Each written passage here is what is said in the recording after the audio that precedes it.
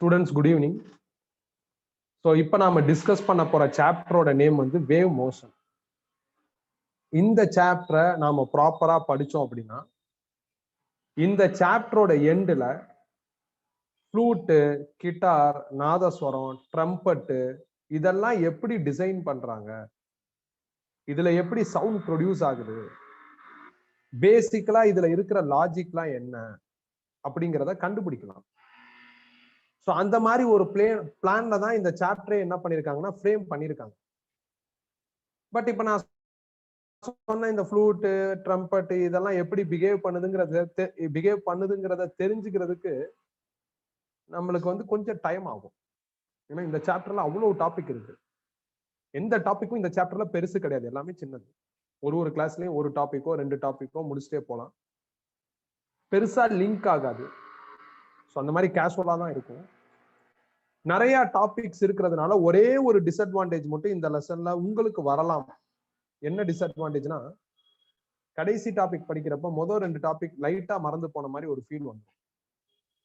அது இல்லாத மாதிரி பாஸ்ட நீங்க ரிவைஸ் பண்ணி இந்த சாப்டரை படிச்சீங்க அப்படின்னா இந்த சாப்டர் ரொம்ப ஈஸியா படிச்சிடலாம். நிறைய இந்த சாப்டர்ல கத்துக்கலாம். எந்த ப்ராப்ளம்ஸும் லென்த்தியா இருக்காது இந்த சாப்டர்ல. அது அடுத்த அட்வான்டேஜ். நம்ம ஜேஇ, நீட் மாதிரியான என்ட்ரன்ஸ்ல இந்த சாப்டர்ல இருந்து நிறைய கொஸ்டின்ஸ் கன்சிஸ்டன்டா கேட்டுக்கிட்டு இருக்காங்க. அதனால இந்த பர்டிகுலர் சாப்டர் நம்மளுக்கு இந்த மந்த் ஃபுல்லா இந்த சாப்டர் ஆகும் முடிக்கிறதுக்கு. இந்த பர்டிகுலர் சாப்டர் வந்து நம்மளுக்கு என்ன அப்படின்னா ரொம்ப ரொம்ப இம்பார்ட்டன்ட். அதே நேரத்துல நான் என்ன டிஸ்கஸ் பண்றேனோ அந்த பிடிஎஃப் ஃபைல உங்களுக்கு ஆல்ரெடி ஷேர் பண்ணிட்டேன்.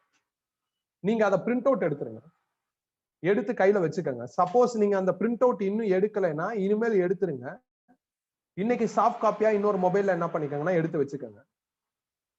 நான் எழுதணும் அப்படின்னு ஒரு டைம் கொடுப்பேன்ல, அந்த டைம்ல நீங்க அந்த சாஃப்ட் காப்பியா பார்த்தா போதும். இல்ல பிரிண்ட் அவுட் இருந்ததுன்னா அதை பார்த்தா போதும். ஸோ உங்களுக்கு ஒன்ஸ் புரிஞ்சிருச்சு அப்படின்னா நம்ம அடுத்ததுக்குள்ள மூவ் பண்ண ஆரம்பிச்சிருவோம். ஸோ அந்த எழுதுற டைமை நான் ரெடியூஸ் பண்ணலான்னு பாக்குறேன். நீங்க உட்காந்து எழுதுற டைமை டெம்பரவரியா இந்த ஒரு சாப்டருக்கு ரெடியூஸ் பண்ணலான்னு பாக்குறேன். அப்பதான் நம்ம முடிக்க முடியும், நிறைய ப்ராப்ளம்ஸும் பார்க்க முடியும். ஸோ அதனால எதுவும் நீங்க என்ன பண்ண வேணாம், நோட் எடுத்து எழுத வேணாம், கிளாஸை கவனிங்க. எனக்கு நல்லா சாட் பண்ணணும், புரியுதா இல்லையா, அடுத்தது மூவ் பண்ணலாமா அப்படின்னு கேட்கிறப்ப நீங்க ரெஸ்பாண்ட் பண்ணணும். அப்பதான் எனக்கு அடுத்தது மூவ் பண்றதுக்கு வசதியா இருக்கும், கம்ஃபர்டபுளாவும் எனக்கு இருக்கும். ஏன்னா உங்களோட ஐ கான்டாக்ட் எனக்கு கிடையாது. ஸோ அதனால நீங்க ரெஸ்பாண்ட் பண்றதை வச்சுதான் அடுத்த ஸ்டேஜுக்கு என்ன பண்ண முடியும்னா மூவ் பண்ண முடியும். So no need to write, just அந்த டாக்குமெண்ட்ஸ் நான் உங்களுக்கு ஆல்ரெடி ஷேர் பண்ணிருக்கிறத நீங்க என்ன பண்ணிக்கோங்க, பிரிண்ட் அவுட் எடுத்துக்கங்க. இப்ப ஸ்டார்ட் பண்ணுவோம். வேவ் மோஷன், இதான் டைட்டில் நேம். இந்த வேவ் மோஷன்ல இருக்கிற மோஷன் அப்படிங்கிற வேர்டை டெம்பரவரியா நான் அவாய்ட் பண்ணிக்கிறேன். அவாய்ட் பண்ணிட்டு வெறும் வேவ் மட்டும் எடுத்துக்கிறேன். இந்த வேவ்ல 3 வெரைட்டிஸ் இருக்கு. முதல் வெரைட்டி மெக்கானிக்கல் வேவ், ரெண்டாவது வெரைட்டி எலக்ட்ரோ மேக்னெட்டிக் வேவ், மூணாவது வெரைட்டி மேட்டர் வேவ். ஒரு தண்ணியில கல்ல தூக்கி போட்டா சர்க்கிளா வேவ் ஃபார்ம் ஆகும்.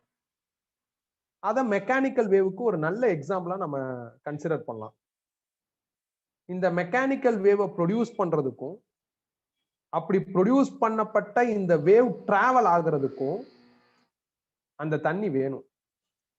அந்த தண்ணியை வந்து நம்ம மீடியம்னு சொல்லலாம். அப்ப மீடியம் இருந்தா மட்டும்தான் இந்த வேவை ப்ரொடியூஸ் பண்ண முடியும். மீடியமோட சப்போர்ட்ல தான் இந்த வேவ் என்ன ஆகும்னா டிராவல் ஆகும். ஸோ மீடியம் இங்க எசென்சியலா இருக்கு. ஸோ மீடியம் எசென்சியலா இருக்கிற வேவ் இல்ல மீடியமோட பிளே அதிகமா இருக்கிற வேவை தான் நம்ம என்ன சொல்றோம் அப்படின்னா மெக்கானிக்கல் வேவ்னு சொல்றோம். மெக்கானிக்கல் வேவுக்கு நல்ல எக்ஸாம்பிள் என்ன அப்படின்னா தண்ணியில கல்ல தூக்கி போடுறது. அதுல 2 வெரைட்டி இருக்கு. ஒன்னு லாங்கிடியூடினல் வேவ், இன்னொன்னு டிரான்ஸ்வர்ஸ் வேவ். அதே நேரத்துல இங்க எலக்ட்ரோ மேக்னெட்டிக் வேவுக்கு வரேன். இந்த எலக்ட்ரோ மேக்னெட்டிக் வேவ் ஒரு இடத்துல இருந்து இன்னொரு இடத்துக்கு டிராவல் பண்றதுக்கு மீடியம் தேவையில்லை. ஸோ மூணாவதா மேட்டர் வேவ். இந்த மேட்டர் வேவ்ல மீடியம்ல இருக்கிற பார்ட்டிகல், ஸ்மால் பார்ட்டிகளே என்ன ஆகும்னா வேவ் மாதிரி மூவ் ஆகும். இந்த மேட்டர் வேவ 12th பிசிக்ஸ்ல வால்யூம் 2ல dual nature of radiation and மேட்டர்ங்கிற டைட்டில்ல நம்ம படிப்போம். எலக்ட்ரோ மேக்னெட்டிக் வேவ் வந்து 12th பிசிக்ஸ்ல வால்யூம் 1ல கடைசி சாப்டரா படிப்போம். அப்ப இந்த 2 category, electro magnetic wave and matter waves, இந்த 2 கேட்டகரியும் நாம 12th படிக்கிறப்ப எலாபரேட்டா இன்ட்ரோ எடுத்துக்கலாம். இப்ப இதுக்கு இன்ட்ரோ எடுத்து நாம கன்ஃபியூஸ் பண்ணிக்க வேண்டிய அவசியம் இல்லை. ஸோ நம்ம வந்து வேவ் மோஷன் அப்படிங்கிற இந்த டைட்டில்ல மெக்கானிக்கல் வேவை பத்தி தான் நம்ம என்ன பண்ண போறோம்னா டீடைல்டா பார்க்க போறோம். Full and full mechanical wave பத்தி தான் பார்க்க போறோம். அந்த மெக்கானிக்கல் வேவ் ஜெனரேட் ஆகுறதுக்கும் அப்படி ஜெனரேட் ஆன மெக்கானிக்கல் வேவ் டிராவல் ஆகுறதுக்கும் மீடியம் எசென்சியல். அதுக்கு நான் ஒரு எக்ஸாம்பிள் சொல்லிட்டேன். இதுல 2 சப் கிளாசிபிகேஷன் இருக்கு. ஒன்னு லாங்கிடியூடினல் வேவ், இன்னொன்னு டிரான்ஸ்வர்ஸ் வேவ். இப்ப டிரான்ஸ்வர்ஸ் வேவ்னா என்ன, லாங்கிடியூடினல் வேவ்னா என்ன? நம்ம சிலபஸ் படி இந்த டிரான்ஸ்வர்ஸ் வேவுக்கும் லாங்கிடியூடினல் வேவுக்கும் எதை எக்ஸாம்பிளா கொடுத்துருக்காங்க, அதை பத்தி ஒரு இன்ட்ரோவா படிச்சு சில ப்ராப்ளம்ஸ் பார்க்கணும். பார்த்து முடிச்சதுக்கு அப்புறம் லாங்கிடியூடினல் வேவையும் டிரான்ஸ்வர்ஸ் வேவையும் 1 by 1 டீடைல்டா அனலைஸ் பண்ணணும். அப்படி அனலைஸ் பண்ணிட்டா இந்த சாப்டர் முடிஞ்சிருச்சுன்னு அர்த்தம். சோ அப்ப முழுக்க முழுக்க இந்த சாப்டர் எதை பத்தி பேசுதுன்னா மெக்கானிக்கல் வேவை பத்தி பேசுது. அதுல இருக்கிற 2 வெரைட்டியை பத்தி ரொம்ப எலாபரேட்டா பேசுது. சோ இதுல டிரான்ஸ்வர்ஸ் வேவுக்கு நல்ல எக்ஸாம்பிள் என்ன அப்படின்னா ஸ்ட்ரெச்டு ஸ்ட்ரிங். லாங்கிடியூடினல் வேவுக்கு நல்ல எக்ஸாம்பிள் என்னன்னா சவுண்ட். டிரான்ஸ்வர்ஸ் வேவ்னா என்ன, லாங்கிடியூடினல் வேவ்னா என்ன, இதுல இருக்கிற முக்கியமான டேர்ம்ஸ் என்ன, அதை பேஸ் பண்ணி எப்படி ப்ராப்ளம்ஸ் பாக்குறது, இதுதான் நம்மளோட ஃபர்ஸ்ட் பிளான். ஒரு 15 minutes to 20 minutesல முடிச்சிடலாம். அடுத்த 1 hourல நாம என்ன பண்ணலாம் அப்படின்னா லாங்கிடியூடினல் வேவ் பத்தி 1 by 1 படிக்க ஆரம்பிக்கலாம். 90% லாங்கிடியூடினல் வேவ் பத்தி தான் படிக்கிற மாதிரி இருக்கும். ஒரு 10% தான் டிரான்ஸ்வர்ஸ் வேவ் பத்தி படிக்கிற மாதிரி இருக்கும். ஸோ இதான்ப்பா ஒரு சின்ன இன்ட்ரோ. நீங்க புக்ல பாத்தீங்கன்னா எலக்ட்ரோ மேக்னெட்டிக் வேவுக்கும் மேட்டர் வேவுக்கும் சில இன்ட்ரோ கொடுத்து உன்னை கன்ஃபியூஸ் பண்றதுக்கு ட்ரை பண்ணுவாங்க. இல்லைன்னா நீ படிக்கிறப்ப உனக்கு கன்ஃபியூஸ் கூட ஆகும். நீ கன்ஃபியூஸ் ஆகாத, இது எடுக்காத. இது நம்ம 12th பிசிக்ஸ்ல பாத்துக்கலாம். எப்ப 12th பிசிக்ஸ்ல நான் இதை நடத்துறேன்னா அப்ப இதே கிளாசிபிகேஷன் வரும். அப்ப இதை பத்தி எல்லாம் பேசலாம். அதனால எந்த இடத்துல எந்த வேவை படிக்கிறியோ அந்த வேவுக்கு தகுந்த மாதிரி உன் மைண்ட் செட்டை மாத்திக்கிட்டு டிராவல் பண்ண ஆரம்பிச்சிரு. எல்லா இடத்துலயும் 3 வேவையும் நீ வந்து படிச்சு கிளியர் பண்ணிட்டு அதுக்கப்புறம் தான் டீடைல்டா போகணும் அப்படிங்கிற நெசசிட்டி கிடையாது. தென் இப்ப இந்த டிரான்ஸ்வர்ஸ் வேவுக்குள்ள போறோம். டிரான்ஸ்வர்ஸ் வேவுக்கு நல்ல எக்ஸாம்பிள் ஸ்ட்ரெச்டு ஸ்ட்ரிங். அப்படின்னா என்ன? ஒரு ஸ்ட்ரிங்கோ இல்ல ஒரு ரோப்போ எடுத்துக்கங்க. அதோட ஒரு எண்டா வால்ல ஸ்டிச் பண்ணிருங்க, இன்னொரு எண்டா கையில இப்படி பிடிச்சுக்கங்க. இப்ப நீங்க இந்த கையை இப்படி அப் அண்ட் டவுன் மூவ் பண்ணீங்கன்னா அந்த ஸ்ட்ரிங்ல வேவ் ப்ரொடியூஸ் ஆகும். அப்படி ப்ரொடியூஸ் ஆகிற வேவ் இப்படி டிராவல் ஆகும். ஸோ அப்ப நான் string up and down vibrate பண்றப்ப இல்ல அப் அண்ட் டவுன் மூவ் பண்றப்ப எனக்கு வேவ் ப்ரொடியூஸ் ஆகுது. ப்ரொடியூஸ் ஆகிற வேவ் என்ன ஆகுதுன்னா இப்படி டிராவல் ஆகுது. ஸோ வேவ் எப்படி இருக்கும் அப்படிங்கிற ஒரு இமேஜினேஷன் நம்மளுக்கு கிடைக்குது. அது அப்படியே நான் என்ன பண்ணிருக்கேன்னா இந்த இடத்துல டயக்ராமா வரைஞ்சிருக்கேன். ஸோ எது மென்டலா எனக்கு வேவா ஃபீல் ஆகுதோ அது அப்படியே இந்த இடத்துல ஒரு டயக்ராமா வரைஞ்சிருக்கேன். இது ஃபர்ஸ்ட் திங். எக்ஸாம்பிள வச்சுக்கிட்டு இது என்னன்னு நான் கத்துக்கிறணும். ஸ்ட்ரெச்டு ஸ்ட்ரிங்னா ஒரு ரோப் ஆர் ஸ்ட்ரிங் எடுத்துக்கிறணும். ஒரு எண்டை ஸ்டிச் பண்ணிட்டு இன்னொரு எண்டை கையில பிடிச்சிட்டு நீங்க அப் அண்ட் டவுன் மூவ் பண்ணீங்கன்னா அதுல ஒரு வேவ் கிரியேட் ஆகும். அந்த வேவ் தான் என்ன அப்படின்னா இது. அந்த வேவோட லுக்கு தான் இப்படி இருக்கு. அதை நான் அப்படியே என்ன பண்ணிட்டேன்னா டயக்ராமா போட்டேன். ஸோ இதுல வேவ் ப்ரொடியூஸ் ஆயிருக்கு. அந்த வேவ் அப்படியே அந்த ரோப்ல இப்படி டிராவல் ஆகுது. எப்படி ப்ரொடியூஸ் ஆகுது, எப்படி டிராவல் ஆகுது, இதை நாம கண்டுபிடிக்கணும். இப்ப இந்த ஸ்ட்ரிங் இருக்கு பாத்தீங்களா, இந்த ஸ்ட்ரிங்ல நிறைய ஆட்டம்ஸ் இருக்கும். ஏன்னா எந்த மெட்டீரியலா இருந்தாலும் ஆட்டம்ல தான் டிசைன் பண்ணிருப்போம். அப்ப நான் ஸ்ட்ரிங்னு சொல்லிட்டேன்னா அதுலயும் நிறைய ஆட்டம்ஸ் இருக்கும். அதுல இருக்கிற ஒரு ஆட்டமையும் நான் இப்ப பார்ட்டிக்கல் அப்படின்னு என்ன பண்ணிக்கிறேன்னா ஃபீல் பண்ணிக்கிறேன்.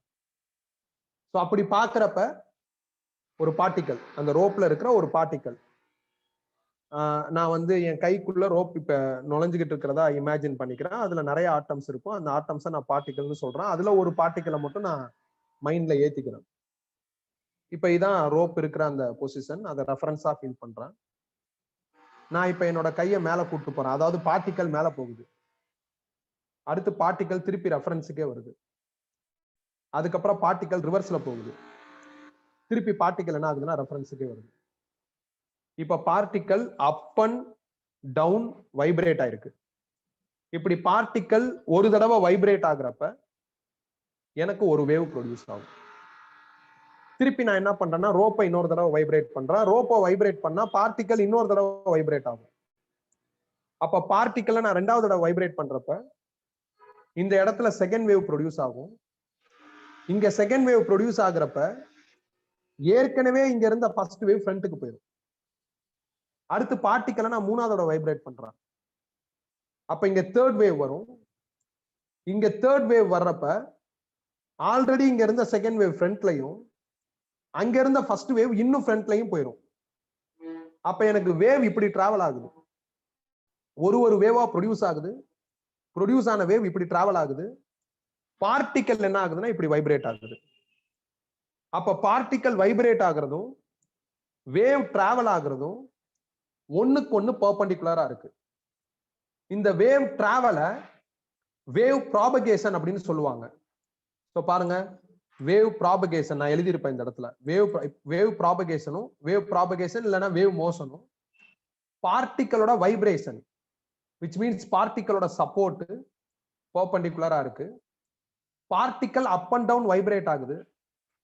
அப் அண்ட் டவுன் வைப்ரேட் ஆகுற அந்த பார்ட்டிக்கலோட மோஷனை நாம சிம்பிள் ஹார்மோனிக் மோஷன் சொல்லலாம். ஏன்னா அப் அண்ட் டவுனோ ஃப்ரண்ட் அண்ட் பேக்கோ வைப்ரேட் ஆச்சுன்னா அதை நம்ம எஸ்கச்சம்னு சொல்லலாம். ஸோ நம்ம இந்த டிரான்ஸ்வர்ஸ் வேவ்ங்கிற டைட்டில்ல வேவை தான் ஃபோக்கஸ் பண்ணணும். இப்படிப்பட்ட வேவ் ப்ரொடியூஸ் ஆகி டிராவல் ஆகுறதுக்கு பார்ட்டிக்கலோட சப்போர்ட் தேவைப்படுது. இந்த பார்ட்டிக்கல் தான் மீடியம். இந்த பார்ட்டிக்கல் ரோப்ல இருக்கு. அப்ப ரோப்புங்கிற மீடியம் இல்லாம இந்த வேவே வராது. ஸோ மீடியமை பேஸ் பண்ணி ப்ரொடியூஸ் பண்ற, மீடியமை பேஸ் பண்ணி டிராவல் பண்ற வேவை தான் ஜென்ரலா மெக்கானிக்கல் வேவ்னு சொல்றோம். அதுல ஒரு வெரைட்டி தான் டிரான்ஸ்வர்ஸ் வேவ். அந்த டிரான்ஸ்வர்ஸ் வேவோட மேஜர் பாயிண்ட் என்ன அப்படின்னா இதான், வேவ் டிராவலும் பார்ட்டிக்கலோட சப்போர்ட். இந்த வேவ் டிராவல் ஆகிறதுக்கு பார்ட்டிக்கல் பண்ற சப்போர்ட் ஆர் வைப்ரேஷன் ஒண்ணுக்கு ஒண்ணு பெர்பெண்டிகுலரா இருக்கு. இதுல ஏதாவது டவுட் இருந்தா கேட்கலாம்ப்பா. யாரும் எதுவும் எழுத வேண்டிய அவசியம் இல்லை. நான் ஆல்ரெடி நோட்ஸ் உங்களுக்கு ஷேர் பண்ணியிருக்கேன். அதை பிரிண்ட் அவுட் எடுத்துக்கலாம். உங்களுக்கு டவுட்ஸ் இருந்தா நீங்க தாராளமா கேட்கலாம். நீங்க ரெஸ்பாண்ட் பண்றதை வச்சு நான் அடுத்தடுத்து மூவ் பண்ணிக்கிட்டே இருப்பேன்.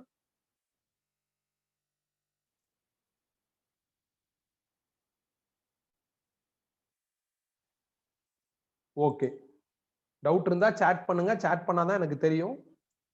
ஓகே, நீங்க அப்படி ஏதாவது சின்ன சின்னதா குழப்பம் வந்துச்சுனாலும் பயப்பட வேணாம். ஏன்னா இப்ப நம்ம இந்த டிரான்ஸ்வர்ஸ் வேவோட இன்ட்ரோவை தான் படிக்கிறோம். உள்ள போக போக இதை பத்தி டீடைல்டா படிப்போம். அதனால நம்ம இன்னைக்கு என்ன படிக்கிறோமோ அது திருப்பி திருப்பி நம்மளுக்கு தேவைப்படுறப்பெல்லாம் கலெக்ட் பண்ணிக்கிட்டே தான் இருப்போம். அப்படி கலெக்ட் பண்றப்போ நான் உங்களுக்கு தெளிவா தான் சொல்லுவேன். அவசர அவசரமா ஏற்கனவே படிச்சிருக்கோம் அந்த மாதிரி எல்லாம் சொல்லிட்டு போக மாட்டேன். ஸோ கண்டிப்பா எக்ஸ்பிளைன் பண்ணி தான் சொல்லுவேன். ஸோ அப்ப நான் ஸ்ட்ரெச்டு ஸ்ட்ரிங்கை வைப்ரேட் பண்றப்ப எனக்கு வேவ் ப்ரொடியூஸ் ஆகி டிராவல் ஆகுது. அந்த வேவ் இந்த லுக்ல தான் இருக்கும் அப்படிங்கிற அந்த ஃபீல் நம்மளுக்கு கிடைக்குது. இந்த லுக்ல இங்க இருக்கிறத பாசிட்டிவ் மேக்சிமம்னு சொல்லுவோம், அதுக்கு இன்னொரு பேர் கிரஸ்ட். இங்க இருக்கிறத நெகட்டிவ் மேக்சிமம்னு சொல்லுவோம், அதுக்கு இன்னொரு பேர் ட்ரஃப். அப்ப டிரான்ஸ்வர்ஸ் வேவ்ல எனக்கு என்ன ஆயிருக்கு அப்படின்னா கிரஸ்டும் ட்ரஃபும் ரிப்பீட் ஆயிட்டே இருக்கு. திருப்பி அடுத்து இங்க கிரஸ்ட் வரும், அப்புறம் ட்ரஃப், இப்படியே கிரஸ்ட் ட்ரஃப் கிரஸ்ட் ட்ரஃப் அப்படின்னு என்ன ஆயிட்டு இருக்கு அப்படின்னா எனக்கு ரிப்பீட் ஆயிட்டே இருக்கு. இது ஒரு பாயிண்டா எடுத்துக்கலாம். ஆனா இது டம்மி பாயிண்ட். இதுல இது ஒரு வேவ் பா. இந்த மாதிரி ஒரு வேவ் எவ்வளவு டிஸ்டன்ஸ் ஆக்குபை பண்ணுதோ அதை நாம வேவ் லென்த்னு சொல்லலாம். சோ வேவ் லென்த்ங்கிறது என்ன அப்படின்னா distance covered by a wave. Wave லென்த்தோட யூனிட் வந்து மீட்டர். இமேஜின் பண்ணுவோமே, இப்ப எனக்கு என்ன ஆகுதுன்னா ஸ்ட்ரிங்கை ஸ்டிச் பண்ணியாச்சு, இன்னொரு ரெண்டா புடிச்சிட்டேன், வைப்ரேட் பண்றேன், அப்ப எனக்கு ஒரு வேவ் வருது. அப்ப அந்த ஒரு வேவ் சம் டிஸ்டன்ஸ் என்ன பண்ணுது, ஆக்குபை பண்ணுதுல, அதை நாம வேவ் லென்த் அப்படின்னு சொல்லலாம். Distance covered by a wave. இந்த மாதிரி ஒரு வேவ் ஜெனரேட் ஆகுறதுக்கு எவ்வளவு டைம் ஆகுதோ அதுக்கு பேர் டைம் பீரியட். அதை கேபிட்டல் டி னு டினோட் பண்றேன். Time period capital T, unit seconds. Time taken to generate a single wave. இது ரெண்டாவது பாயிண்ட். நான் ஒரு செகண்ட் டைம் தரேன், அதுல எத்தனை வேவ் ஜெனரேட் ஆகுதோ அதுக்கு பேர் frequency. Number of waves generated per second, most important term. இந்த டைம் பீரியடை பத்தியும் ஃப்ரீக்வன்சியை பத்தியும் நாம சிம்பிள் ஹார்மோனிக் மோஷன்லயே படிச்சிருக்கோம். உனக்கு ஏதாவது டவுட் வந்துச்சுன்னா அங்கேயும் போய் ரெஃபர் பண்ணி பாரு. இதே மாதிரி தான் அங்கேயும் சொல்லியிருப்பேன். டைம் பீரியடோட ஸ்டேட்மெண்ட் என்ன, time taken to generate a single wave. ஃப்ரீக்வன்சியோட ஸ்டேட்மெண்ட் என்ன, இப்ப நான் இப்ப வந்து இப்படி சொல்றேன், இதான் ஒரு செகண்ட். இந்த ஒரு செகண்ட்ல எத்தனை வேவ் வருது, 30 வேவ் ஒரு செகண்ட்ல ப்ரொடியூஸ் ஆச்சுன்னா ஃப்ரீக்வன்சி வந்து 30. So number of waves produced per second, அதுக்கு பேர் தான் என்ன அப்படின்னா ஃப்ரீக்வன்சி. இந்த ஃப்ரீக்வன்சியோட ஃபார்முலா என்ன அப்படின்னா ரெசிப்ரோக்கல் ஆஃப் டைம் பீரியட். ஃப்ரீக்வன்சிக்கு என், எஃப், நியூ இந்த மூணு சிம்பிள்ல எந்த சிம்பிள் வேணாலும் ஃபாலோ பண்ணிக்கலாம். அடுத்து நாம மெக்கானிக்கல் வேவ், அதாவது டிரான்ஸ்வர்ஸ் வேவ் ப்ரொடியூஸ் பண்ணிட்டோம். ப்ரொடியூஸ் ஆன வேவ் டிராவல் ஆகுது. டிராவல் ஆகுற வேவுக்கு கண்டிப்பா ஒரு ஸ்பீட் இருக்கும். அந்த ஸ்பீடை நான் வெலாசிட்டின்னு கூட சொல்லலாம். இந்த வெலாசிட்டி ஆர் ஸ்பீடோட பேசிக் ஃபார்முலா என்ன அப்படின்னா டிஸ்டன்ஸ் பை டைம். இப்ப நான் ஒன் வேவ் கால்குலேஷன்ல எடுத்துக்கிறேன். ஒன் வேவ் கவர் பண்ற டிஸ்டன்ஸ் தான் வேவ் லென்த் லாம்டா. அதனால டிஸ்டன்ஸுக்கு பதில் wave length. One wave generate ஆகுறதுக்கு எவ்வளவு டைம் ஆகுதோ அதுக்கு பேர் டைம் பீரியட் கேபிட்டல் டி. அதனால டைமுக்கு பதில் கேபிட்டல் டி. 1/capital Tங்கிறது யாருன்னா ஃப்ரீக்வன்சி. அதனால 1/capital Tக்கு பதில் ஃப்ரீக்வன்சி போட்டுடலாம். இதுதான் வேவோட வெலாசிட்டி ஃபார்முலா. சோ நல்லா ஞாபகம் வச்சுக்கோங்க. இந்த வெலாசிட்டி ஃபார்முலா யாரோடதுன்னா வேவோடது. இப்ப நான் சொல்லி இருக்கிற இந்த wave length, time period, frequency, wave வெலாசிட்டிக்கான இந்த ஃபார்முலா இது வந்து காமன் ஃபார் எனி வேவ். நீ உன் கெரியர்ல எப்ப வேவ் படிச்சாலும் இந்த 4 டேர்ம் என்ன அப்படின்னா அப்ளிகபிள். வேவ்னு மூக்க நுழைச்சிட்டோம்னாவே இந்த 4 டேர்ம் என்ன அப்படின்னா டிஃபால்ட்டா வந்துடும். சோ இதான்ப்பா டிரான்ஸ்வர்ஸ் வேவோட இன்ட்ரோ. பொதுவா எல்லா புக்லயும் டிரான்ஸ்வர்ஸ் வேவ்னா இந்த ஸ்டேட்மெண்ட் தான் கொடுப்பாங்க. The wave propagation should be perpendicular to particle vibration அப்படின்னு சொல்லியிருப்பாங்க. அப்படி படிக்கிறப்ப புரியாது. அதனால நான் எக்ஸாம்ல வச்சுக்கிட்டு படிக்கிறேன். இந்த எக்ஸாம்ல இமேஜின் பண்றப்ப என்ன நடக்குதோ அதை டயக்ராமா போடுறேன். அதுக்கப்புறம் அதுல இருக்கிற சில டேர்ம்ஸ் கிரஸ்ட் இருக்கு, ட்ரஃப் இருக்கு, ஒரு வேவ் கவர் பண்ற டிஸ்டன்ஸ் வேவ் லென்த், ஒரு செகண்ட்ல ஜெனரேட் ஆகிற வேவ் நம்பர் ஆஃப் வேவ்ஸ் வந்து ஃப்ரீக்வன்சி, ஒரு வேவ் ஜெனரேட் ஆகுறதுக்கு எவ்வளவு டைம் ஆகுதோ அதுக்கு பேர் என்ன அப்படின்னா டைம் பீரியட், வேவ் டிராவல் ஆகும் அப்ப அதுக்கு ஒரு ஸ்பீட் இருக்கும்னா அதெல்லாம் கால்குலேட் பண்ணி. இது இல்லாம இதுல ஒரு சின்ன டம்மி பாயிண்ட் இருக்கு.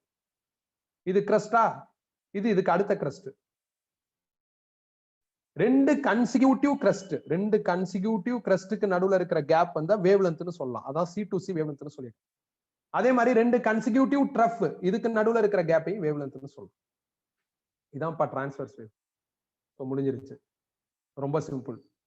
அப்படியே பாருங்க, நோட்ஸ்ல எழுதி இருப்பீங்க. நோட்ஸ் நான் கொடுத்ததுல எல்லாமே கிளியரா எழுதி இருப்பேன். சோ நீ அதை பார்க்கலனாலும் இதை பாரு. நான் நடத்திக்கிட்டே இருக்கிறப்ப நோட்ஸை பார்க்காத, நோட்ஸை திருப்பாத.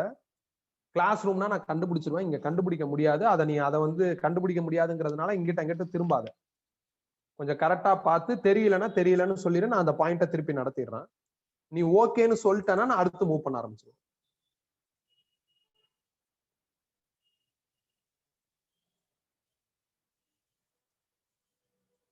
புரியுதா?